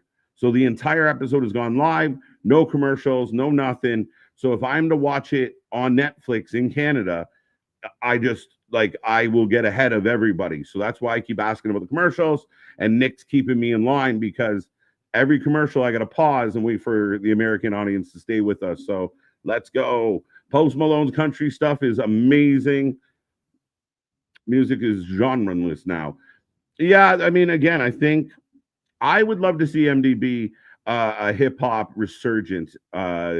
I think hip-hop has struggled a lot, and there has been a lot of blending. But I'd like to hear some let's get back to some real good fucking bangers for some hip-hop. I think we're lacking. Number 2, no commercial yet. What's up, Rance? How you doing, buddy? Even Post got that one. Let's go. I still love new metal. I love me some new metal. Korn is in the studio right now recording. Apparently, they're going to go old school with their next album. I'm jacked for that. Let's go. Static X. Love it. I will take a second to remind everybody, Wrestling with Mental Health is up now. If you haven't seen that stream, please do so. It's pushing towards 1K views. So be a friend, tell a friend, anybody that could use a little pep talk. It's a great place to send them. Wrestling fan, non-wrestling fan, male, female. It was a really good time. We did. Big shout out to Mark Rinaldi.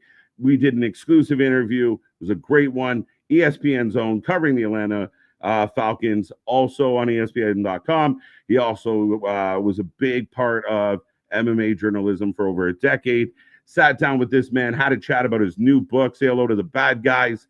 A great book, a great read, looking at how the NWO not only impacted wrestling, but how it impacted pop culture and the world. So I had a really good talk with Mark. That interview drops on Sunday. Make sure you get there on Sunday for that. We'll hear tomorrow night. We come back, Quebec. It's outside Montreal, though, to be honest. But we're going to good old Canada, Maple Leaf Pro. And this one is a banger of a card. A lot of big names, a lot of names we're familiar with, and a lot of big matches. This should be a lot of fun. On the screen alone, Giselle taking on Shotzi for a title. PCO's taking on Danny Maw for his title. Matt Cardona and Tom Latimer going after the NWA title. Lots going on in this show. We will be live at 6:45. I know there's another show that comes on as well on Saturdays. We'll see. But definitely going to focus on this one a little bit come tomorrow. So be there for all that. Of course, we're back for Raw on Monday, and we head towards our triple threat marathon stream. That's going to be insane as we get 3 shows in one day, plus we get Evolution the next day. Lots going on here at the channel, folks. So like, share, subscribe. Last night we did our wing show. Nick became our newest Wing of the Ring champion. And if you haven't seen that yet, go check it out. It was a good laugh. Killed my mouth. I didn't like it, but I should have done better. I got a lot of true and false wrong. Thank you, Anthony. But are you guys back from commercial? Let's say you are. As the tag match rolls on at the moment for me anyway, you guys can let me know what's on your screen. As long as it's not Kid Rehab Facts. There you go. Okay. I mean, he made some good jams. I know some people don't like him personally, but he did make some good jams once upon a time. Don't be ashamed to ask for help with mental health issues. Treatment is available for you. 100%. Like we say, you're not alone. Normal is just a figment of your imagination. And reach out, talk about it. Open up, let it out. Find ways, find passion, find joy. Journal your thoughts. Manifest. Do everything. But quit. Never quit. That's the one thing we don't do. And too many out there are quitting. And we got to help each other. We got to build each other up. We got to support each other. And we got to realize that, there's always a solution. Push it real good. Guard. Are you ready? Because right now I got Montez getting beat up by Dexter. Music is genreless. Genderless isn't correct. Artists that's close. That's a valid argument, Boston, in a lot of ways. I realize I'm getting older because now I'm like this new young music's pissing me off. They don't make bangers like they did in my day. I've been doing indie bands right now. Jennifer, sounds good. Good times. All right. Last World Sweet. Brah, I need a blunt. Let's go. You got to balance that shit out, bro. Trust me. That's how my day felt. Since noon o'clock today, it's been a whirlwind. But I don't know what you guys have on your screen. I have I got Loomis breaking up a 2 count. Montez tossing Loomis. Boss man with like jelly roll. Let's go. I just don't know what they do with them. Right. It feels that way. Come on now. Come on. I still got it, I think. I'm getting there though. Oh, howdy dumps Berto to the floor.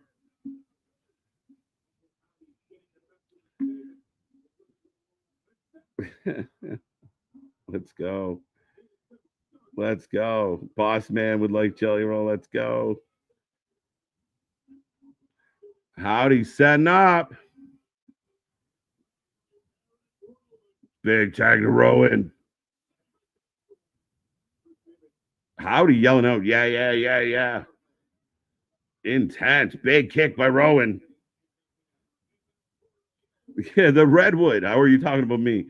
But no, that's the big Redwood. That is Eric Rowan. And everybody kind of remembers the bad part of his career. But Rowan can go. Rowan's a solid guy.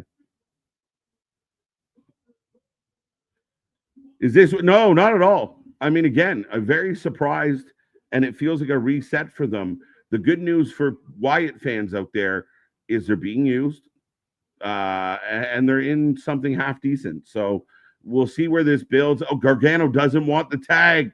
Sabin goes for the tag, and Gargano says, not today. Leaves him for Eric Rowan. Pancakes. Rowan can go. I'm happy he stopped wearing those witchy ones. Yeah, no shit. And he hits him with the cross body. Like being run over by a tank. Poor Sabin. So you guys are giving me 2-0. So, and then they put a big spotlight on Eric Rowan tonight. A big spotlight on Eric Rowan. Not bad. Big win for the Wyatts. Not where I expected them, Nick, for sure. But I do go to a Julia pre-tape as your new U.S. champion. Blue flames don't flicker. Blue flames burn. The beautiful chaos. I like it. The beautiful madness. Rowan is what I call a worker. He gets the job done. Absolutely. And I feel like for the Wyatts, I mean, they kind of really put a shine on Rowan tonight. I like it. I like that they're coming out. They're in matches. We for so long, we talk about the clues and the cryptic codes and the videos and the tweets, but it's nice where get it in the ring. Now we can see them. They look strong. They're getting wins. Yeah, it's the tag team division. But right now, there's a logjam at the top of the division, and there's even a bit of a logjam on SmackDown in the mid-card. So get them in there. As I got Tiffany Stratton coming out, you guys can let me know if you have Tiffany Stratton, as she will name her Evolution Challenger. I don't know why the champ gets to pick, but hey, she's the champ. And so is what she's wearing. It's a champ for holding on tight. I'm on the tag team match with Fraxium. Okay, Mega. There you go. There you go. I think you are ahead because you're Canadian, so you're watching through. That's what I'm trying to avoid.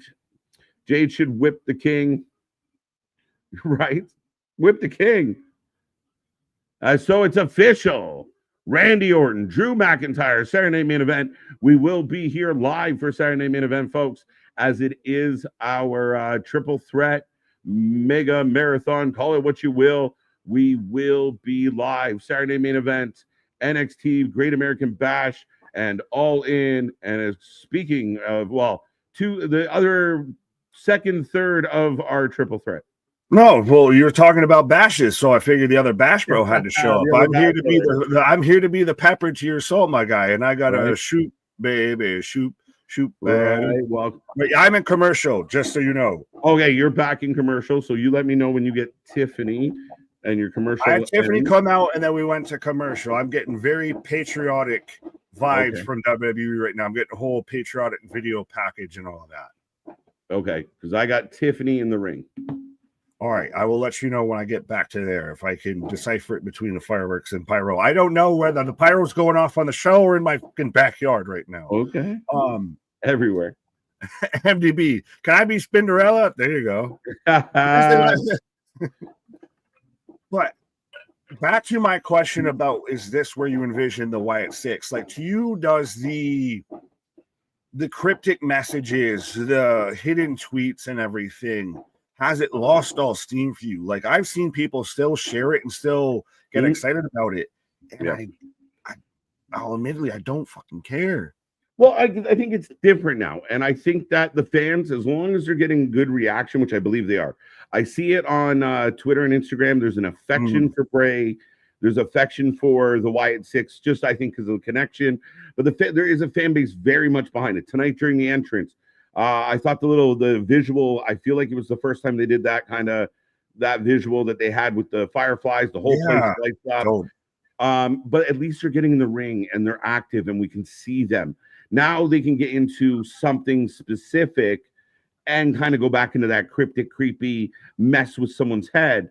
But at minimum, they had to get into something. And at least now they're in front of the audience. Now we can go from there. Do they need to do what the Bloodline 3.0's done, or can still pay homage, still be tangentially, whatever the fuck I'm trying to say? I'll transition to another word, but be slightly connected to Bray, but be their own identity, their own entity onto itself. Yeah, I think so. And I think that's what they tried to do with their storytelling, right? Howdy to this point has talked about it. He talked, instead of paying homage, it's like I said, it's a bit of a continuation. It's part 2, but they replaced the main character kind of idea, which again is a risky endeavor. But now they're doing something. Do they have the same kind of like holy shit vibe they did through the whole process and into their reintroduction? No, not at all. Not the same vibe, not the same aura. But we're seeing them. They look badass. They put a big spotlight on Rowan tonight. It's something. It's kind of like what we talked about the women's division. You can rebuild it, but you got to start somewhere. Yeah, but the women's division, you need to, well, the women's tag division, you need to fucking break it down. Right? Could you see like a Rowan in the men's mid-card division on SmackDown? For sure. I mean, I could see Howdy in that mix, like, taking on, kind of fucking with, especially having someone like Rowan as backup, like a Drew McIntyre or a Priest. I could see Rowan getting involved. I like Dexter Lumis, Sam, my guy, like going back to NWA, big fan of Dexter Lumis and what he can do in the ring. So even that, even he can branch out. All I can think of, though, is him as Samuel Shaw in TNA. What are you doing in my bedroom? What are you doing? Are you back with Tiff? No, I am still in commercial, and I've got Bombs Over Baghdad with Pyro going off. And some National Underground. But Jennifer, give me 30 minutes. Oh, yeah. Sun's out, so no booms yet. We've established Jennifer's in the deep south. Okay, yeah, but I mean, I still got Sun. I think you still got Sun. Yes, again. Live free or die. We're the southern New England state. And yes, no, we've already discussed of you Captain Vitamin over there. They can be jealous. Is it like all you're doing is getting the pop? You're not getting like the ooh and the ah because it's sunny. It's not dark. Yeah, the hood, ghetto. I let off fireworks. All I can think of is a clip of where the dude in the back up. Right, like, all right. But folks, we are on a commercial break. We will be back in a moment. Tiffany's got the visual for Randy Orton and Drew McIntyre, so I'm getting close. All right, let me know when Tiffy's in the ring. For those watching at home, Nick and I are in different countries, so we got to play a little bit of stream tag tonight. This is only for the pre-taped ones. Though. So dumb. Just, I mean, again, they cut out everything. I have Tiffany in the ring, looking like a Victoria's Secret model. Yeah. Okay. How do you feel what time is it? By Maybelline. How is that an issue? That Evolution brought you by Maybelline. I mean, again, why not get behind? There's a fucking demographic that's going to be paying attention, right? You got to know your audience, folks. Pittsburgh. So you got her starting her promo. Yes. Okay. What time is it? Yeah, I heard you question why does the champion get to choose? We run on Tiffy time. I guess so. The champ's got clout. Now she will, if she is still champion, be taking on Jade at SummerSlam. I don't want to say it, and we'll talk about this after the segment of if she's still champion and all of that. Yeah. All right. Well, be interesting. We'll see, because we don't know who the challenger is. 9:04 p.m. Yes, sir. Yeah. We got company. Well, I have not gotten the company. A storm is coming. And tonight I will choose. A storm is coming. Yes? Now I got lights out. Dun, dun, dun.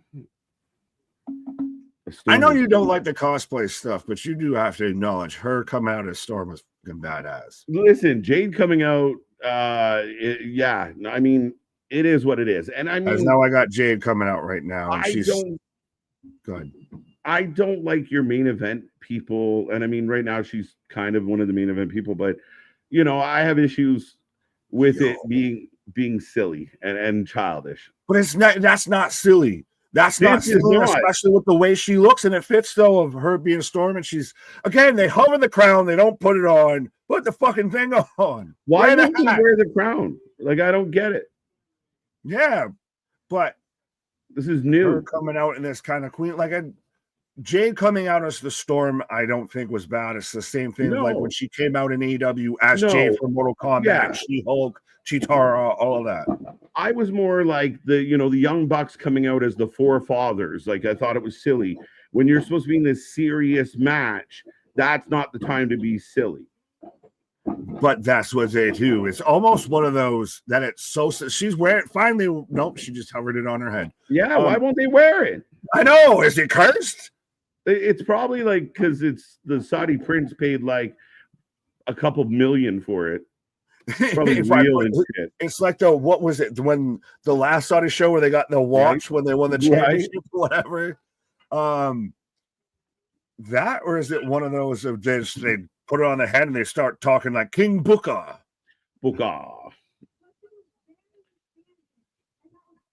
But this is like two of your future stars of this division. When we talk about people that we're going to see for the next 5, 6, 7, 8 years, you're looking at them.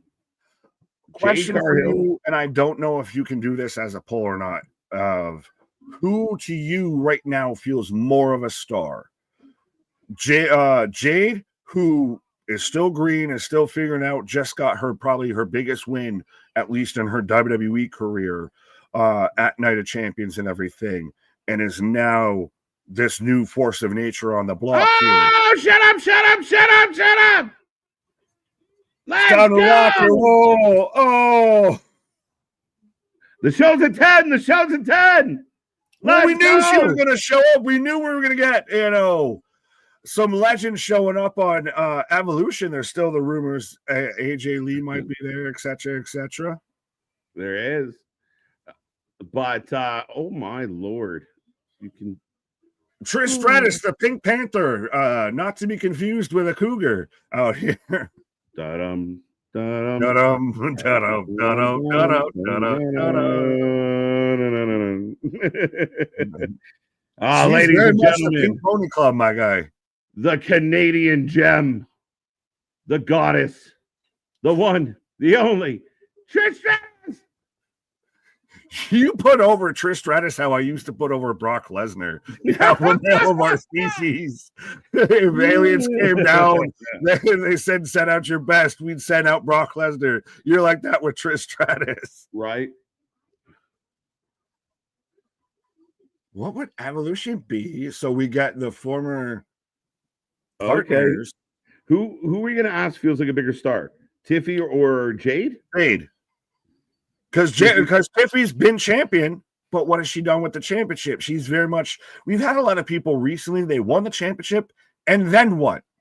Yeah, that's been a little bit of an interesting thing with the booking and being fair and holding, both all wrestling companies kind of accountable the same way. Tiffany's been very quiet as a champion. Hasn't been in a lot of interesting things. She has. Io has. The New Day was until they lost it to the Judgment Day. And Michael Cole called it out like 7 times. Yeah, but Io's had zero. Io's had zero. EO 0. Like, what are we doing? And then EO loses. If EO turns around and loses the belt to Rhea, it's going to be all for naught. Right. Apparently, KJ likes some Trish. Well, in case you didn't know, KJ is from the greater Toronto area and everything. I told you. Man, every morning I'd go get my coffee and I had to look at this. But they don't know. I know. They don't know. Tell the new people. Sounds terrible, but her studio was around the corner, so like the big giant windows were all like stratified. And every morning that was my trip to get my coffee, going through the Timmy's. I was feeling the holy stratisfaction. Timmy's and Trish, breakfast of champions.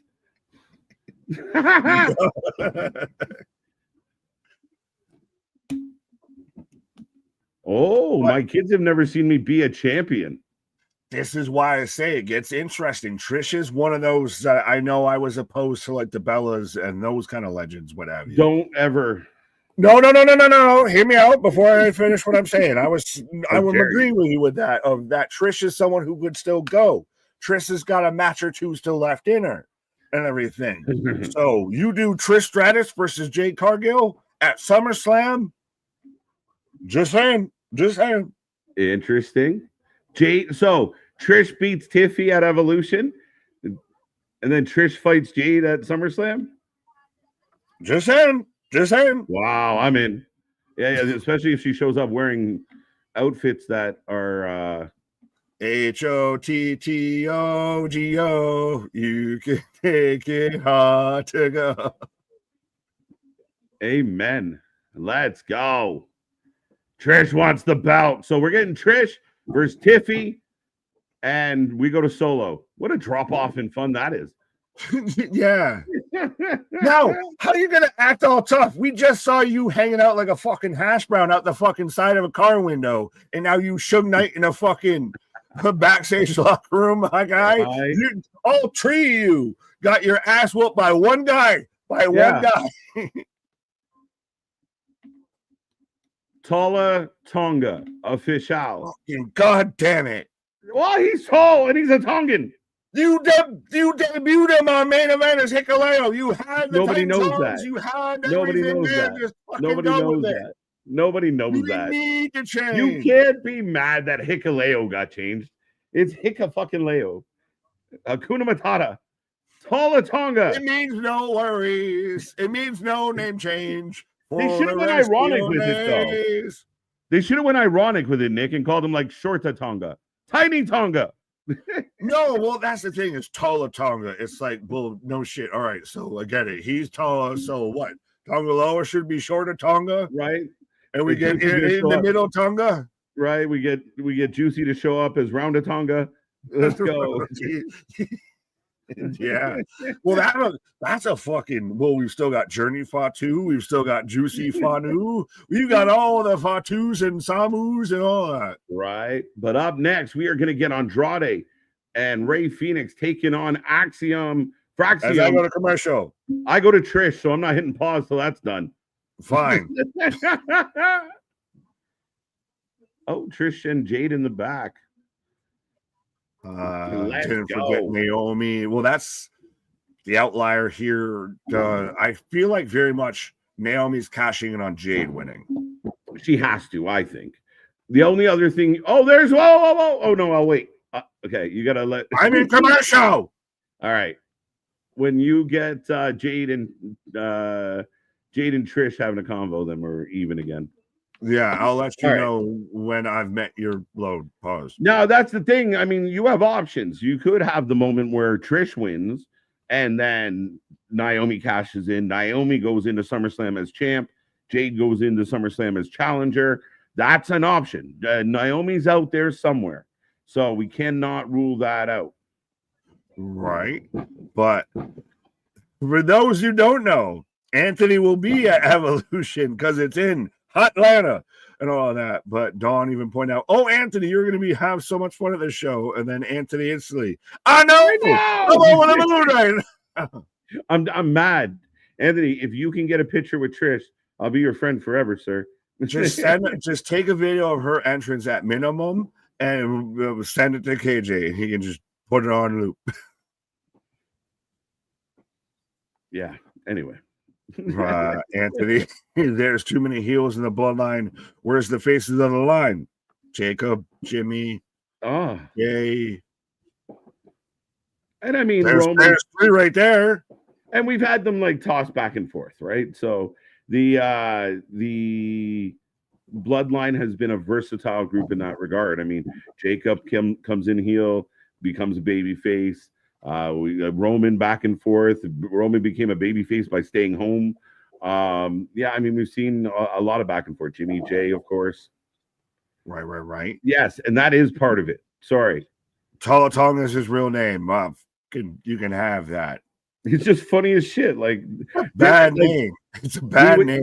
He came out of mom's just 2 foot long, and they were like, he's gonna be Tala Tonga. He's not a shorter Tonga, he's a Tala Tonga. Right. And the thing is, his dad's fucking Haku, so you can't correct that man either, unless you want to get your nose bitten off or something. Yeah, nope, not a man I'd play with. Right.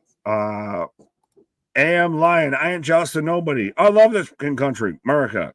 I don't think anyone was fighting you for it. Yeah, I don't. Well, the British did, and that was in 1776. Right. And they're not coming back, folks. They've gone away. They're not going to come back. We just politely asked them to leave, and they could be on our money. So, hey. Compensation. You're like, All right, we'll put the queen on our money for the next decade or fucking couple centuries. There you go. Anthony with $2 just to give us $2. Appreciate Thank you, sir. Right. SWO, Samoan World Order. They should all team up. That's what they should call them. The Samoan World Order. But that's what became the issue with the NWO. And I know you mentioned what did earlier. I see? Sorry to interrupt there. I saw something online, like the Sokoa family or something like that. But they're all Tongans, so I don't know how this works. Fair enough, is I'm getting a Superman commercial right now on my screen of, I'm not going to say anything, but if anyone's seen the kind of memes going around, and when you got Kenny Omega cosplaying next to the guy that plays Superman, it looked a little better. Captain Insano shows no mercy, bro. That's all I'm saying. That's too funny. But yeah. No, Jennifer, British tried in 1776 and 1812. The 1812 one also did not finish well. Right. Adam, I appreciate this. Shout out for the $5 super chat. Told Nick privately, but needed that mental health episode in that moment more than you'll ever know. Also, my mother-in-law got me SummerSlam tickets. Well, shout out, my guy. Yo, tell mom-in-law hello. How you doing? That's a good one. No, I love that comment though, Nick, and I appreciate the super chat, Adam. That's amazing. And then again, we hope that's the impact of it, just to be able to see again the message over and over and over. You're not alone, and we're glad it could mean something to people. Right, and I'm gonna say this as I've got Trish walking away from Jade right now, so we can try. She's the worst. Naomi with the briefcase to the back of Jade, as she's got her custom cautionary briefcase, much like Seth does. I like the new Naomi. They did it. Yes, I like that she's shown. I've said this for the longest fucking time, and there's documentation of me saying this. Why does it need to be Bianca's involved, Jade's involved? She's good enough on her own. She's good enough as a fucking heel herself. Belair's still out there, bro. But Naomi's killed it, and I'm glad. I like that they're doing these custom cases. We talked about Rollins getting his. We said Naomi needs one, and they heard us because Naomi's got her own case. I love it. Right, as I have about the fucking. I have. Look, he even said it. That's amazing. Yes. As I have Andrade right now on my screen. Are we good? I got Andrade, sir. All righty. But no, back to what I was with the Randy Orton thing. I guess to me, if I can put this as politely as I can, of seeing a guy like Randy talk about that and get choked up about talking about that and seeing what he goes through, and a guy that's at that Randy Orton level. Like, Randy Orton was still a fucking wrestler when I could want to be Randy Orton type of shit and everything. So to see him have the same kind of dialogue that we had and everything, it felt very much of like how we had people send us messages about, like Adam even says there with the super chat, of what seeing that meant to him. Seeing Randy being open like that is, I guess, how I felt with that type of thing, of being now seeing somebody that I see up on here that I relate to and being open about it is crazy. This entrance is fucking ridiculous. Bro, it's timing perfectly. Well, I've got the grand finale of pyrotechnics in my backyard, apparently, and Ray Phoenix. This entrance with you get the El Idolo, Andrade comes out, waits for him, and the Phoenix entrance is insane. Yeah, again, we don't have a name for these two yet, but let's go. Everybody wants the Lucha Bros paired together. Is Andrade and Ray Phoenix the team that we need? Yeah, I think this plays well. And I mean, it does open doors for someone like an Andrade to turn on a Phoenix, which ultimately might lead to other places. Do I think eventually we still get the Lucha Bros? Yes. But if Andrade and Phoenix are going to be presented like this with a big entrance, big feel, and then based on the match they had last week, this one's going to fucking cook right now. Absolutely. And then you can have Penta stay in that upper mid-card scene as a solo act as you've been presenting him. Yeah. I see no issue. I see nothing wrong. Fraxium versus Andrade and Phoenix right now. This again, it feels very 2K25 universe, but I know it's going to be fucking fun as shit. This should be an insane match. As we still got 40 minutes left on the clock, folks. So we'll see what else comes your way. Yeah. Right. I just realized right now your before where you were waiting for me to get there was the custom briefcase and everything. Yes. No, I thought it was going to be like some return or somebody. Yeah, that's what it was. Yeah, yeah. Nobody. It was a briefcase. Right. Yeah, I was like, oh, I'll wait for you. Okay. You proceeded with caution, so says right. I had to. So Andrade hooking up with Nathan Frazier at the moment. And again, I believe that Fraxium, future WWE tag champs, as they are just all over Andrade right now. Well, they were the best tag team in wrestling last year. Yes, they were. And I liked all of that to where, so the main event tonight is Solo Sikoa and JC Mateo versus Jimmy Uso and Jacob Fatu. Oh, interesting. But I like that. All of that was Irish whips and then like Fraxium dodging out of it. Phoenix flips out of the DDT. Nah. I say nay. And the Spaniard and the Mexican are not happy with each other right now. About forearms from everybody. I'm the true lucha. No, I'm the true lucha. Naomi's briefcase is fire. It's nice to see when they go with a custom briefcase and everything, and that's when it's become, that they're going to put an emphasis on it, and they're going to probably have it for a bit, too. Yeah, I think so. I'm going to a commercial. As we go to a commercial, folks, and let me know when you get back. All righty. Well, we haven't talked about this live. I know you might have talked about this live on Wednesday. Probably. Dr. Britt Baker may or may not be trying to move her residency from Jacksonville to Orlando. True. How do you feel? I've said this before. I've been on the record of if you're not going to use her and she wants out, there's got to be a way to kind of come up with a. Do you think she wants out? Because certain sources, certain precepts were instantly quick to the draw of no. Yeah, there was a post today that was put up by the Wrestling Observer that said no newsletter that you couldn't pull off due to technical. What fucking technical difficulty could you have had for a fucking newsletter not to be able to go out? Send it in an email, you fucking. Dave's modem went down. We've seen this man on a fucking dial-up, the big brick phones and everything, talking to Alvarez. You think that this man technically savant? Yeah, and then the next two comments I saw on that thread was Tony Khan saying it hurt, like a GIF that said it hurts or something like that. Like what the fuck? Tell me you're not on my payroll without telling me you're not on my payroll. Imagine if Cornette put out, there's going to be no drive-through this week or anything. Yeah. And Triple H is like, baby, come back. You can blame it all on me. Like, what the fuck? And then the next one was Sappy. And I call him Sappy. We've talked about Sappy a lot. He is a very sappy dude. If he hasn't slid into your DMs yet, when he does, it will be a very sappy occasion. But I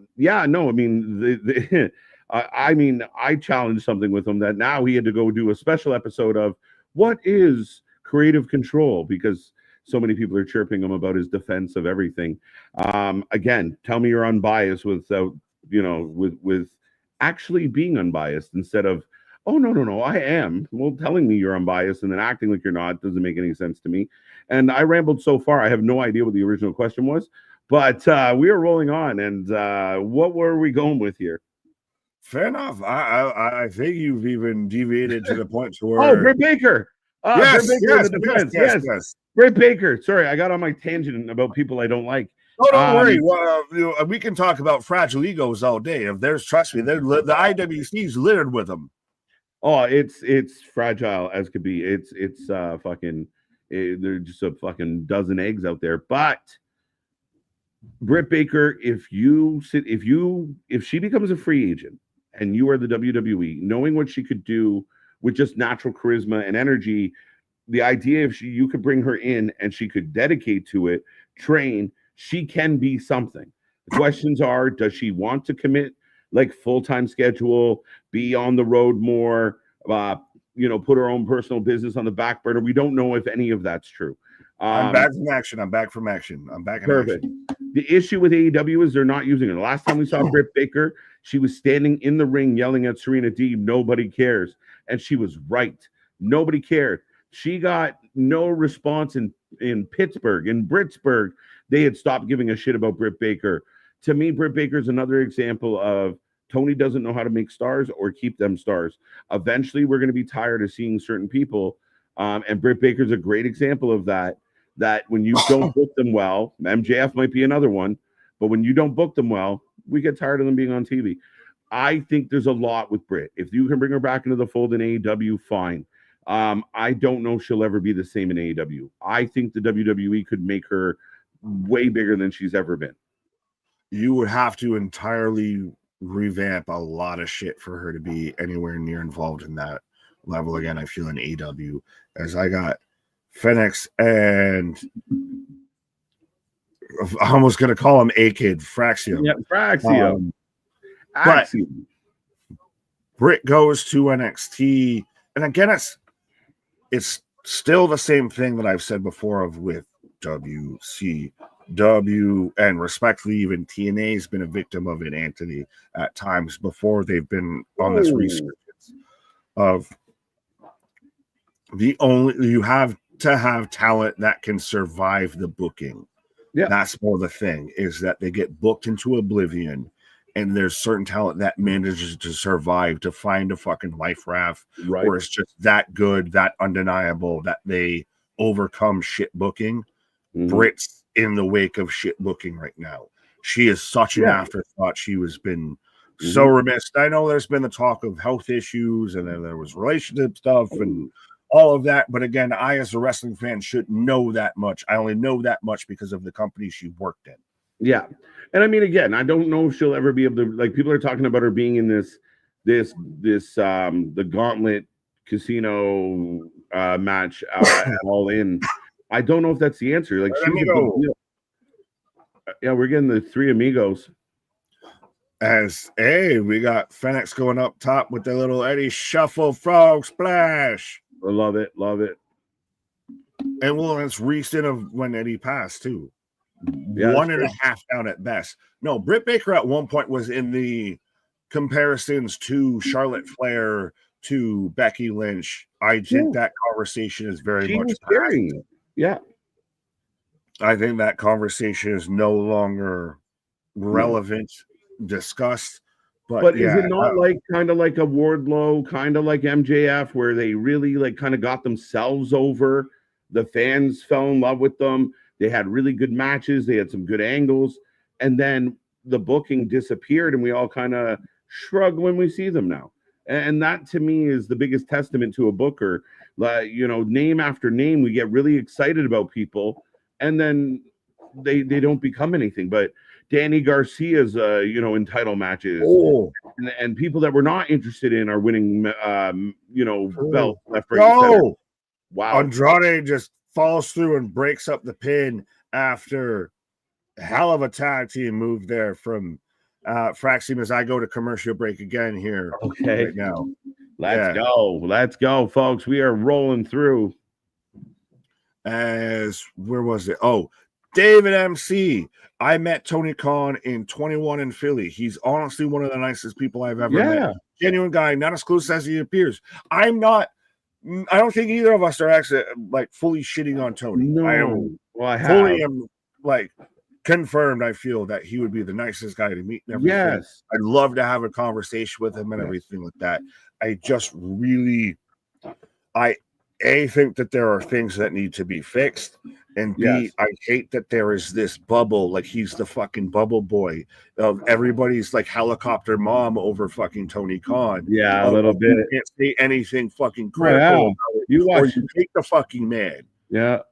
Yeah. No, I mean, if I can shit on WWE all fucking day, yeah, but I don't hate Paul Levesque. If I Yeah. say a negative thing about AEW, I hate Tony Khan.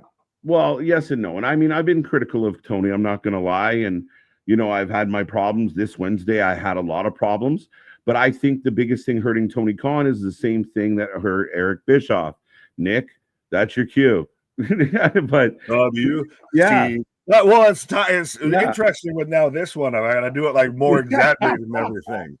But I think that becomes the biggest dilemma for Tony. From what I hear, is a super nice guy. He's helped people pay for bills, medical bills, helped get people into help them go back to school. I'm not doubting he's a super nice guy with a lot of money and likes being generous, but he's also a desperate young man. I say it all the time. He is older than me and he acts half my age. And that, again, I'm sure he's super nice. And maybe that's part of his upbringing just because he grew up in a different world. He just feels so desperate for friends. And like Eric Bischoff, he wants to be on the in crowd. And when you want to be on the in crowd with your employees, it never works in any company. It doesn't work in a donut shop. It doesn't work in a sports store. It doesn't work at fucking Hot Topic. It's not going to work on a national TV program when the boss wants to be buddies. When you book the people you like instead of the people that the fans like, you're killing the product. Tony's biggest problem is he's in over his head and he thinks he's not. And people like Meltzer and Sappy, you know, blocking all the bullets for him because they can't help themselves. I just think turning to honesty would help a lot because he needs to understand he's not doing the best of jobs.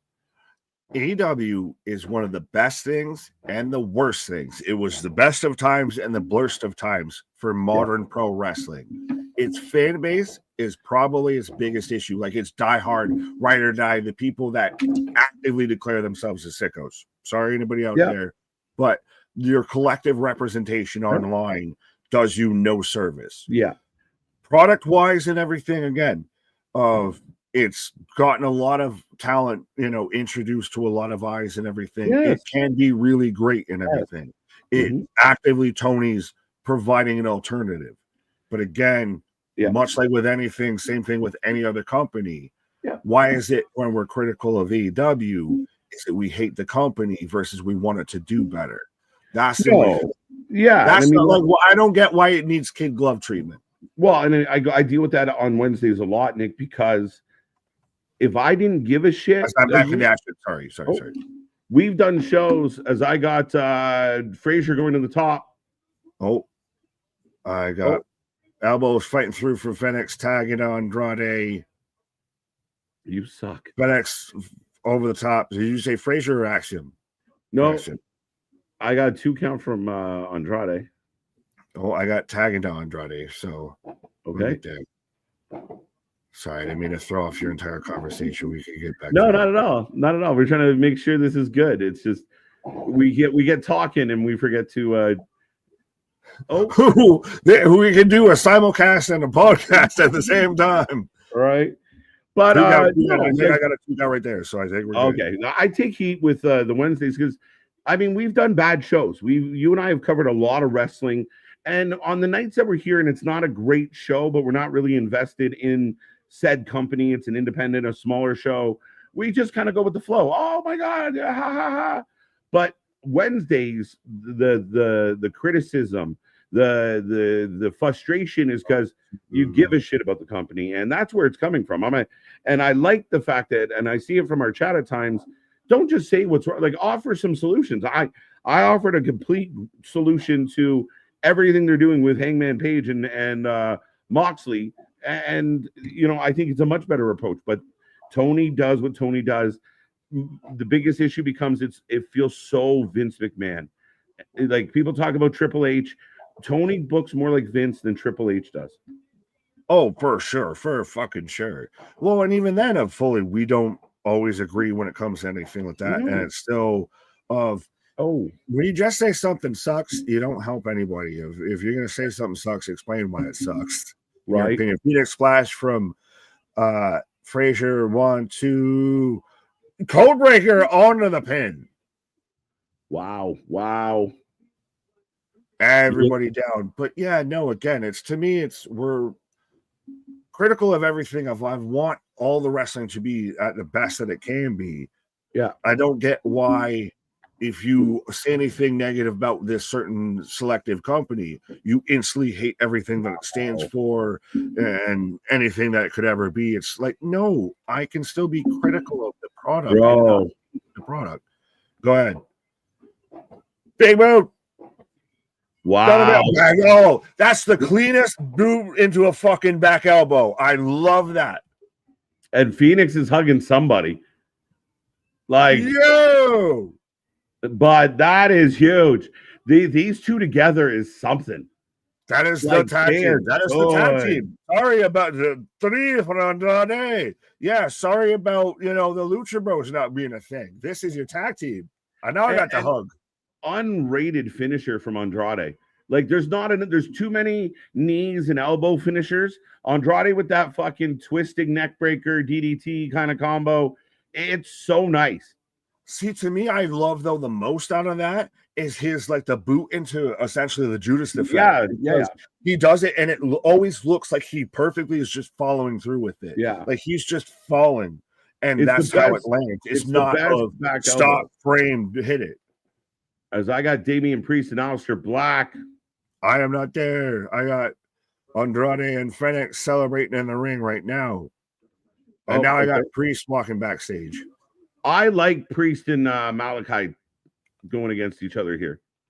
Well, we've also got, because Priest has to step in for Ron Killings, because now we've got Malachi versus Ron Killings. Yeah. You guys got a match next week on SmackDown. So next week on SmackDown, Malachi Black versus Ron Killings. Again, everyone loved when Ron Killings was involved with John Cena. Good, because it's done now. Do you see what they did? They did? What? Again, listen, we again trying to hold every company to the same kind of accountability. Everyone freaked out about Truth being released. They brought him back. They got their big pop. They gave him a couple moments, and then they faded him off into like a mid-card thing and kind of pushed him over towards Malachi and pushed him out. Like he just slowly, like again. Oh, yeah, I was like, did they do something new? No, that's what we really done. We brought him big moment, and then we yeah. He slipped back to where he was. They capitalized. Whether it's a shooter or work, they capitalized the most on that. They got the biggest return on investment that they absolutely fucking could have with that. Right. The only other way you could have maybe gotten slightly better, that could have almost backfired, is if Ron went over John at some point, even in a non-title, but they got the biggest return on investment with that. They went in with a fucking 2 and a 3 of different suits and took down a fucking full house because they bluffed their way. Mm-hmm. And that's, I mean, I think that's been one of the major differences. And I will say this real quick, and then I got to step away for 2 seconds. But fair enough.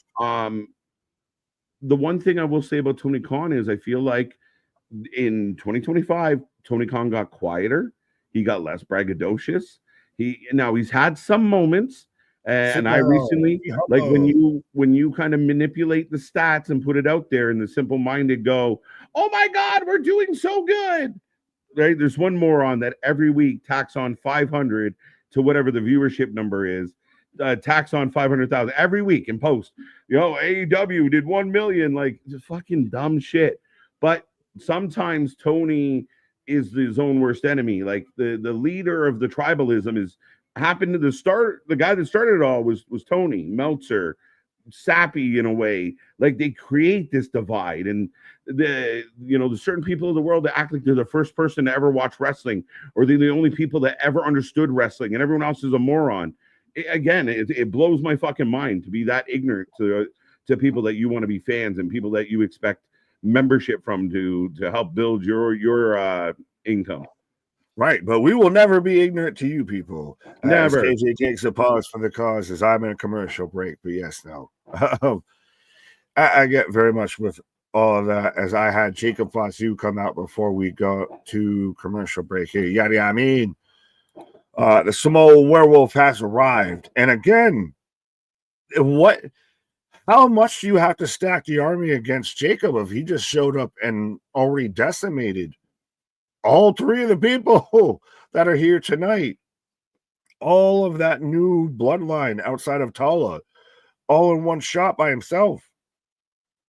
But I am excited to see, do we get of how this all plays out, because Roman's coming back too at some point. Does anyone think Roman Reigns comes back before SummerSlam? Does he show up on a SmackDown? Like, where does Roman slot into all of this? But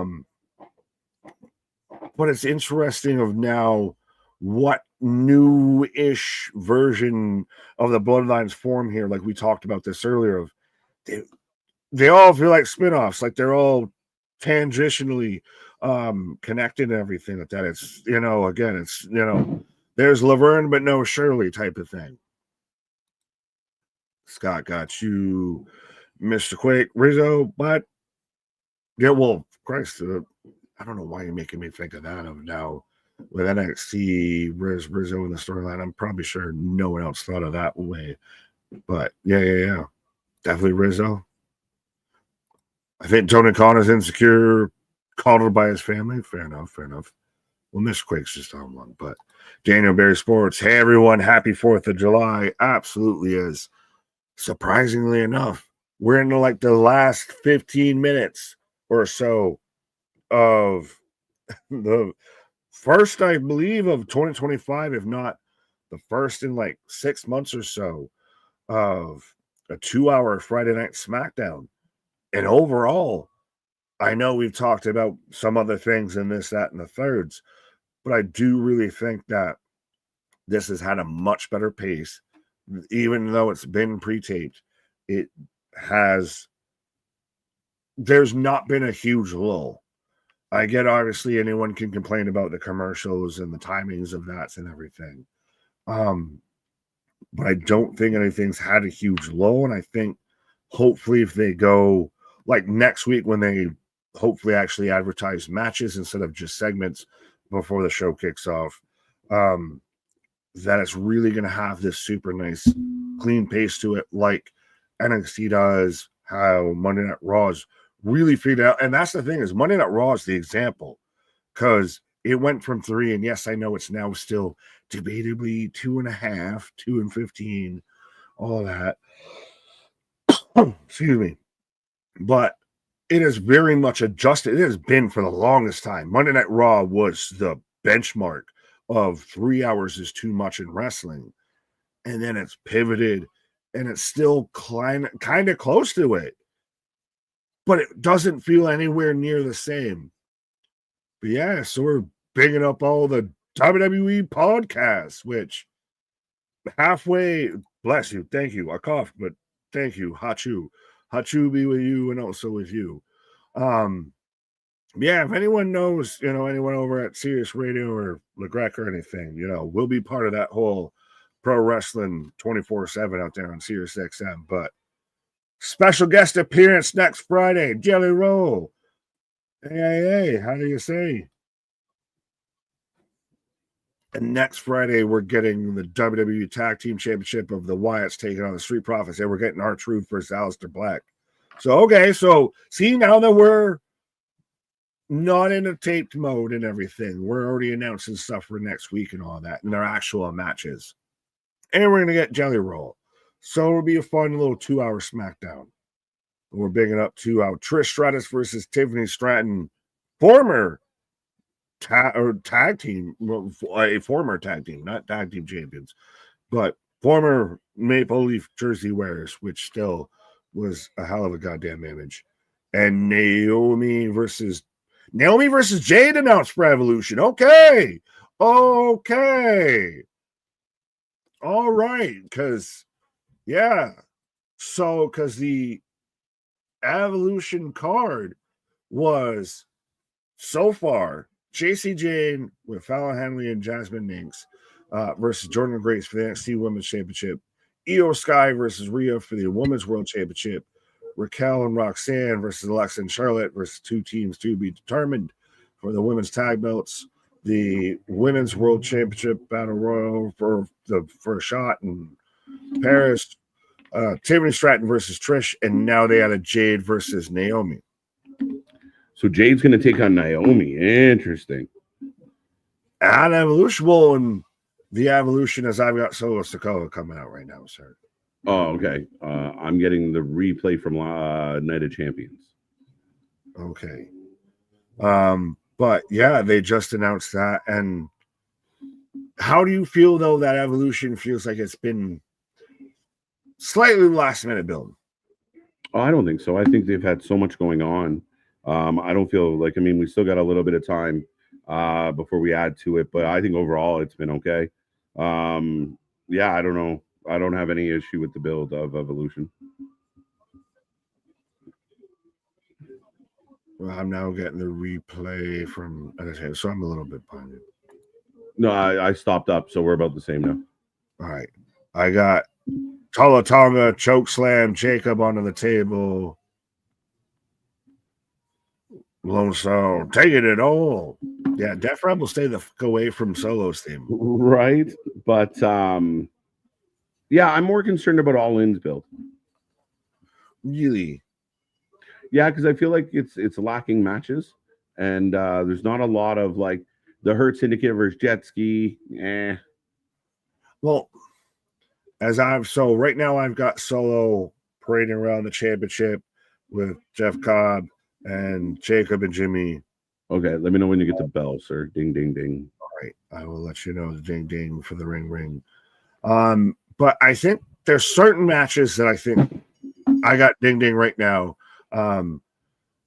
So we are underway. I think the whole Young Bucks Swerve Ospreay stipulation, especially once they add into the whole we won't be world champions or challenge for a world title for a year, I think that's fucking stupid. Well, that is when it jumped the shark. The EVP thing, I didn't. All right, that almost makes it a little more interesting. Mm-hmm. Once they add into the whole, well, we won't challenge for a world title for a year. Now you're giving away the fucking plot. It's fucking stupid because why would you ever agree to that? No, I felt the same way you do. I do feel the same way you do. Somebody did offer in the chat an opposing theory of the idea that if Hangman wins or Darby wins, it's their way to keep Swerve and Ospreay away, like protect whoever your new babyface champion is. I love whoever said that in the chat, but that's fucking stupid. No, because why? Like, you have stars. Why are you trying to fucking kneecap your own stars? Like, I don't care if I get a babyface matchup of Ospreay versus Darby for the world title, because you know what? It's gonna be a fucking good match. Well, and I mean, this goes back into the booking of you have like Will Ospreay that could have been champ, but and I know there's this big, like I said, the debate I've created or other people have created, like, a lot of people talking about Monet's creative control. Now, I believe that was talked about publicly by people. They brought in Jennifer Pepper Potts. I know it's not her name, but Jennifer Pepper Potts. So if you bring in I have commercials there, okay? If you're not bringing your own writer in, not to have a say in how these stories play out. And I know that sappy boy out there might be splitting hairs to defend Tony and such, but Tony was the one publicly stated that, John Moxley's doing whatever John Moxley wants to do. If that's not creative control, fine. But they got giant creative influence. The Bucks, giant creative influence. Kenny, giant creative influence. Jericho, like, okay, maybe not creative control, but again, back into the Eric Bischoff problem. And when you have a super nice boss that struggles saying no to people, they get to do what they're doing. And if the argument is, well, Mercedes doesn't have creative control, fine. But you're also letting this woman destroy. Like, when this match happens at All In with Mercedes and Tony, your women's division is all but done because you haven't utilized them. You haven't spotlighted any one of the women, and the mid card doesn't exist. And now it's all about Mercedes, or it's all about Tony. It's going to be Mercedes. And you've buried your women's division. You killed it. The inmates very much run the asylum over there. Yeah, call it what you want. However you want to debate who's a Hogan or not a Hogan, whether it's in a contract or not, anything like that. of the inmates run the asylum, and like you said, respectfully, even if you think that Mercedes Moné is one of the greatest of all time, and she's just Kenny Omega out there belt collecting, her beating Toni Storm nukes that division. Oh, it's one of the, no, it's just one of those. To me, it's creatively, you're taking your top baby face and you're forcing him to lose the belt to your heel that is just fucking Thanos, that doesn't, it's, you're putting a square peg into a round hole, and you haven't built anything to survive the wake of that moment. No. If you're going to do that moment, you have to be able to answer the repercussions. There is nothing left on the shelf after that. Do you remember all the posts and all the comments about how Megan Bain's going to change the AEW women's division? Don't even know where she is. Deonna Purrazzo was going to change the women's division. Don't even know where she is. Statlander is a great superstar. We barely get to see her wrestle. Willow should be selling T-shirts by the truckload, and we barely get to see her. Look what they did to poor Athena. Poor Athena got, doesn't even get to be on All In. It was teased to be on All In, and they said nay. No, and she goes over.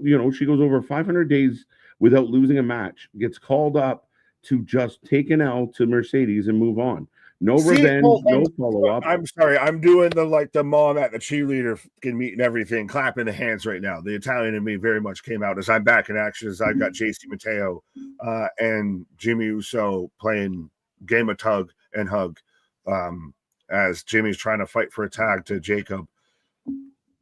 Big back moonsault. I don't even know where we're at. I got them throwing hands, but everything with Athena, like, for everyone that tries to think, oh, you just hate on Mercedes because she's no, because the same thing's been happening with Athena. Athena's been basically doing Mercedes gimmick for the longest fucking time and should be where Mercedes is, but isn't for God knows whatever reason. Right? I feel bad for the AEW women. Not only do they not have to deal with so little TV time, but knowing that Monet is not losing any belts anytime soon, what are they fighting for? That's it. And they don't get a chance to fight, Don. And people can say whatever they want. And I said this on Wednesday. If you're out there and you are hardcore AEW is the best, you are not allowed to criticize other companies' women's divisions. You can't criticize other companies' tag team divisions because you don't have them. You don't use your women. And I said it on Wednesday. The match of the night was Mina versus Mercedes. Match of the night. That shows you what kind of night they had. And in addition to that, I mean, Mina's so over. The fans in the building were dying for Mina to win. Well, is that going back to the whole, as I got Jacob and solo, big clothesline from Jacob. Oh, yeah. Jacob on fire. Oh, right. I've got Splash in the corner. Headbutts in the corner, following. Let's go. Headbutts right there. So perfect. But again, I don't know if does AEW kind of, like you said, fall into that Vince? And again, we're just talking critically, but fall into that Vince category of doesn't listen fully to the fan response. Like, out of one hand, as much as they do, they'll change Mina's music mid-match, but that was a lie too. Who the people are cheering for. But that was another example of Tony being caught in a lie, because it came out that was a copyright issue, and they got contacted and they made the switch. It had nothing to do with the fans. And Tony, again, like the match, like same thing. So we heard that you guys are doing around 500,000 on Max. Yeah, that's kind of what I heard, something like that. He knows that's not true, Nick.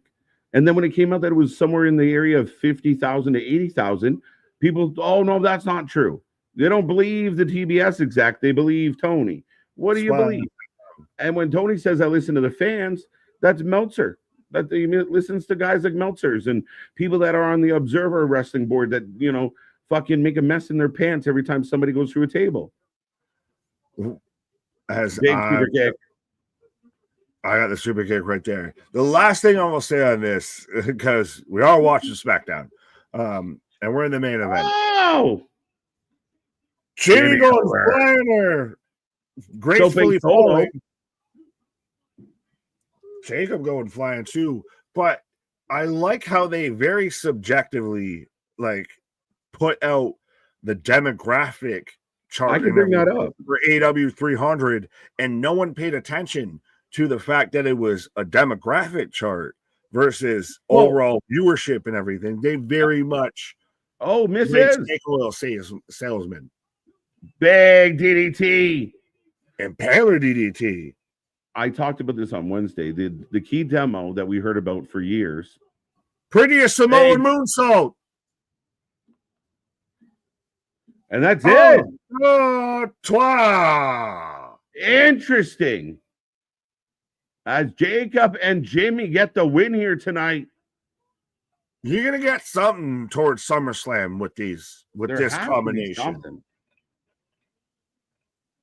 Well, that's the biggest thing that we're leading up to now, and I'm really interested of how that card is going to stack out, because we might get, like, say, a Gunther Punk at SummerSlam. We know we're getting a Cody Cena at SummerSlam. Yeah. Oh, wait a minute. Jacob's clearing off the table, Nick. Oh. It's not over. Oh, this is where we're going to get. Do we get a Tala Tonga interference here? Yeah, why wasn't Tala Tonga fucking around with the match? Almost.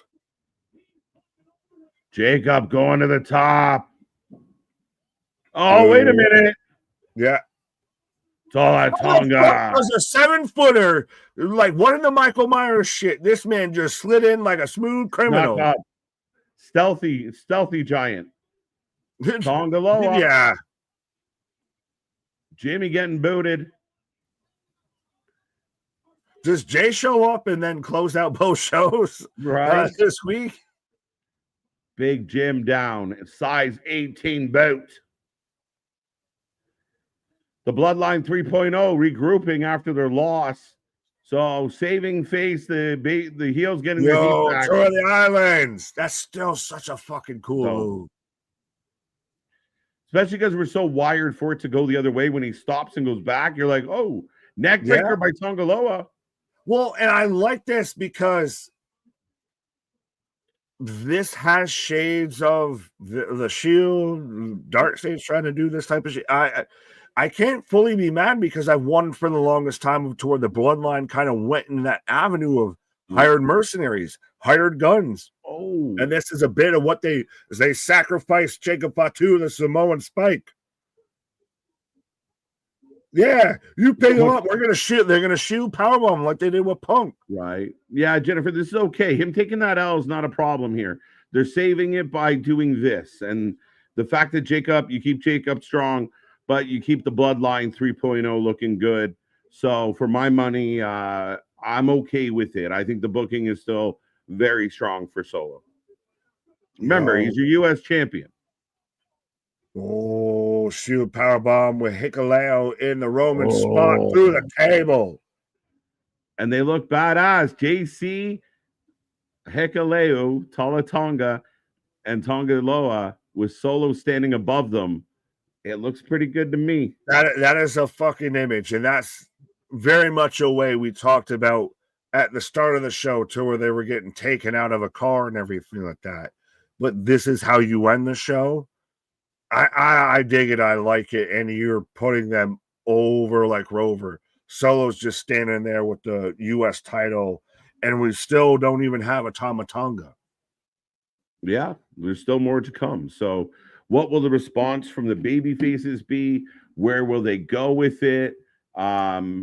Again, I know sometimes we really kind of watch the wins, losses. So Solo's your heel United States champion, but Jacob's still the guy. So you keep Jacob Jacob kind of gets his win back by pinning tonight, but then, he wins the battle, loses the war.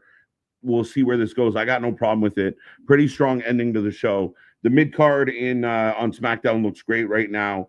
It looks very interesting. A lot of good things happening on this show. Overall, how do you feel? 2-hour SmackDown, first 2-hour SmackDown of 2025, I believe. Yes, it's a tape show, but yeah. how you feeling. Well, and chat everybody as well. Anybody we missed, anything like that, let us know how you feeling. What is your rating out of 10 for first 2 hours SmackDown? Tape show, but 2 hours. Yeah, tape show. I wish it wasn't taped, but I mean, it happens.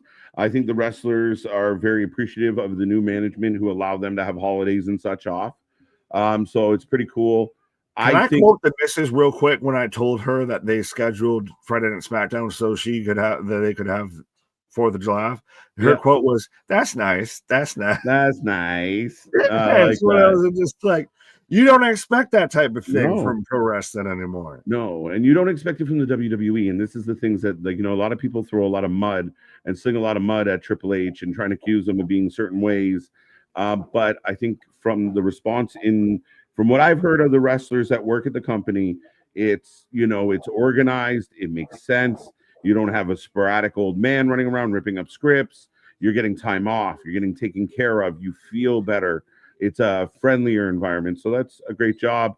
I had a lot of fun with the stream tonight. 2 hours is beautiful. Like when we got to that main event, I was like, main event. Oh my God. I know. It's when you're looking, it's like, oh, it's like 9:40. Yeah. And it's so funny because for the longest time, we're like so used to it being 2 hours. We'd be like, oh, wait, no, there's a whole other an hour. Right. And then now we're like, oh, there's only like 20 minutes left. You could see our shoulders like slump when we'd be like, oh my God. And like, dude, we're almost done. It's like, no, an hour and 20. You're like, no, there's still. But yeah, to answer your question, I'm going 7.5 tonight. Solid show, good energy, a very, very good show, but 7.5. That low. Whoa, I went low. Yeah, well, I think the best thing of this is you still had pacing. And if I viewed this I didn't know what I might have known because internet can't not internet for 24 hours or anything like that. Yeah. That I think they very much. What? Sorry, I had a light bulb. It's 10. It's a 10. Oh, all right. So it's a 10 out of 10 now because Trish showed up. It's a 10. It's an automatic the 10. Obligatory 4 to 5 point Trish points. 10. Trish showed up wearing a fucking tissue paper outfit. Like, it was amazing. Overall, the show was a 7.5. In my heart, it was a 10 out of 10. See, I liked it a lot more. I thought it had a really nice pace. I thought it. Yeah, I agree. I wasn't on wrestling internet or anything like that. Mm-hmm. I got Drew McIntyre as a surprise. I got Trish Stratus as a surprise. True. I got Naomi with her new briefcase. Like, that's the thing is, if I unsmart my eyes, that's some more an 8.5 to me. That's some more. Yeah, and I mean, Andrade and Phoenix are becoming something to watch. That's a fucking fantastic tag team. Super emphasis on the tag team division. Right. Them involved. Wyatts. I think the Wyatts look good tonight.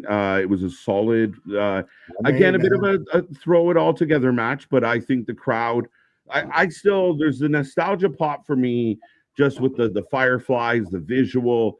It is such a good entrance. If we could just get everything else. And them tying it into the Titantron was fantastic because I even said that when you're on your pause of Titantrons, and the fact that people probably don't even know what I'm saying or referencing when I say Titantron shows you how long they haven't mattered and everything. Right. Interesting. But no, that's why, like I said, if I unsmart my eyes, if I wasn't, reading spoilers or anything like that, I'm an 8.5 tonight. Woo! I could go 8, but that's good. 8.5. I could understand why you would get on the high end of things. It's really good for 2 hours. The 2 hours I love because, like, you still feel the energy. You feel good. It didn't feel like it took that extra bit. Things felt like they, like every segment kind of had a purpose. There wasn't a whole lot of like that Tiffany segment probably would have went another 4 or 5 minutes before we got Trish, and that's where you start kind of, Again, I went 7.5, 8's fair. I think there was some stuff that could have been a bit better overall. Like, and not having some of the big impact players making a big impact tonight. No Cena, no Punk, no Cody. that kind of thing, takes it back a think little. you establish who are going to be your weekly Impact players, who are your weekly stars that are going to be here. Right. So 7.5 from Vance, 7 from Eric, 7 from Wrestling God. If Darby Allin finishes the story against Moxley, this will probably save AEW. He's a day one guy. It's going to be a very good feel good moment. We'll talk about this tomorrow or next week or as we go. The question it's not going to happen. I think it does. Listen, Darby went up Everest and landed that flag, and his reward will be the AEW title for doing so. Period. He put an AEW flag at the top of fucking Mount Everest. He's going to get a title for it. That's how he wants to have his death match type shit and everything against Moxley afterwards. I'm fighting for the soul of AEW. At this point, that ship is sailed. That ship climbed a mountain. Not at this point to where we're going to get Ospreay. We could get Ospreay versus Zack Sabre Jr. By the time we get to the O2 and everything. Well, that's it. You talked about the potential of does Ospreay go after the belt? No, they're probably gonna have Ospreay fight fucking Tanahashi or Zack Sabre Jr. or that's what they do, and that's what becomes the frustration. But I think Darby is the guy that saves his company from Moxley because of his relationship with Tony. But you think of companies out there like wrestling companies, and you got you got a Trick Williams or a Joe Hendry at the top with a Mike Santana. You go into the WWE, you got guys right now it's Cena, Cody's up in that picture going after him. Gunther's a guy.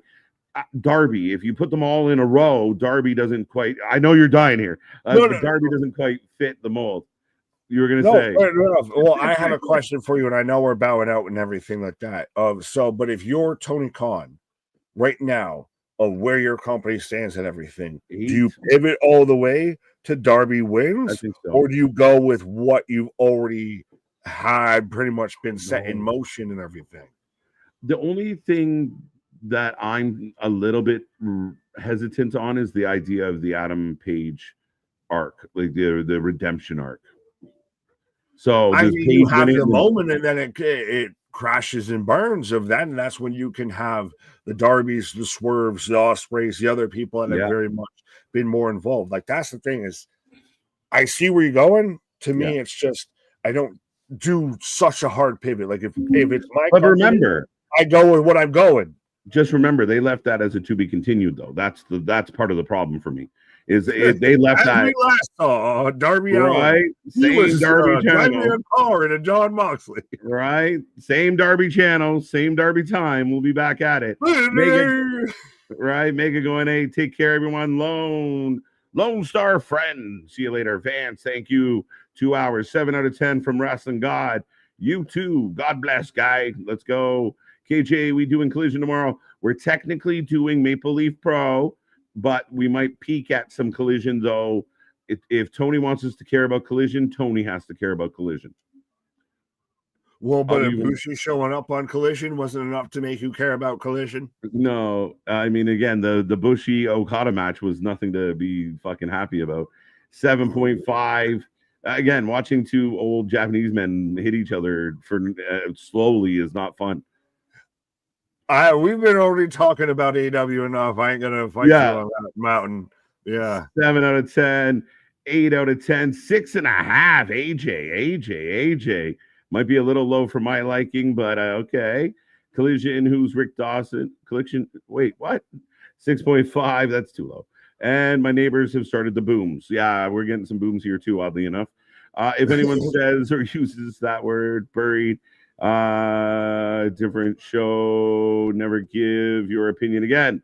No, Jacob's not buried. I mean, everyone's gonna have an opinion. We got to remember the wins and losses aren't as paramount as people try and make them to be.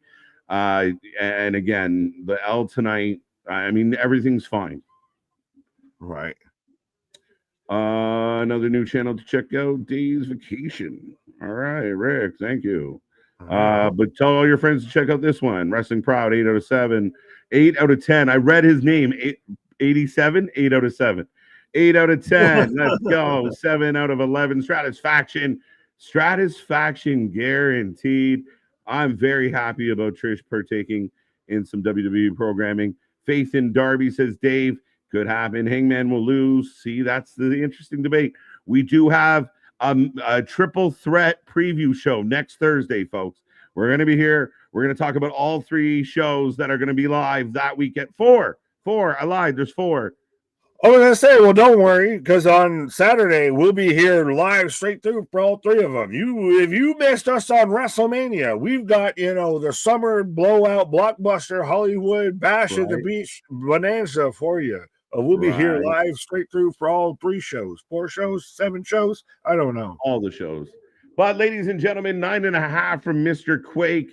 That is our show tonight. Don't forget our interview with Mark Ramonde comes out on Sunday. That went well. But we were here before that for, of course, tomorrow night, Resurrection, Stack Card, Maple Leaf Pro. And again, we cover more live wrestling than anybody else out there. Saturday night streams are always a blast on this channel. Be here, because if the wrestling sucks, we never do. But that card is going to smoke.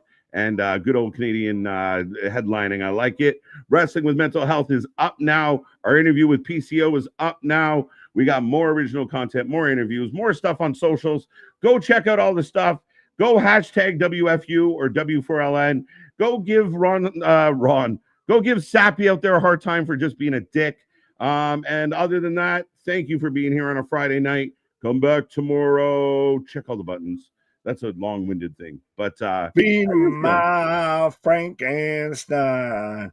Our shit is real, our shit is raw, our shit is authentic. When you're talking about that rest, you're able to put that for life with it. See, come back tomorrow. We will resurrect. See you on the flip side. Good night.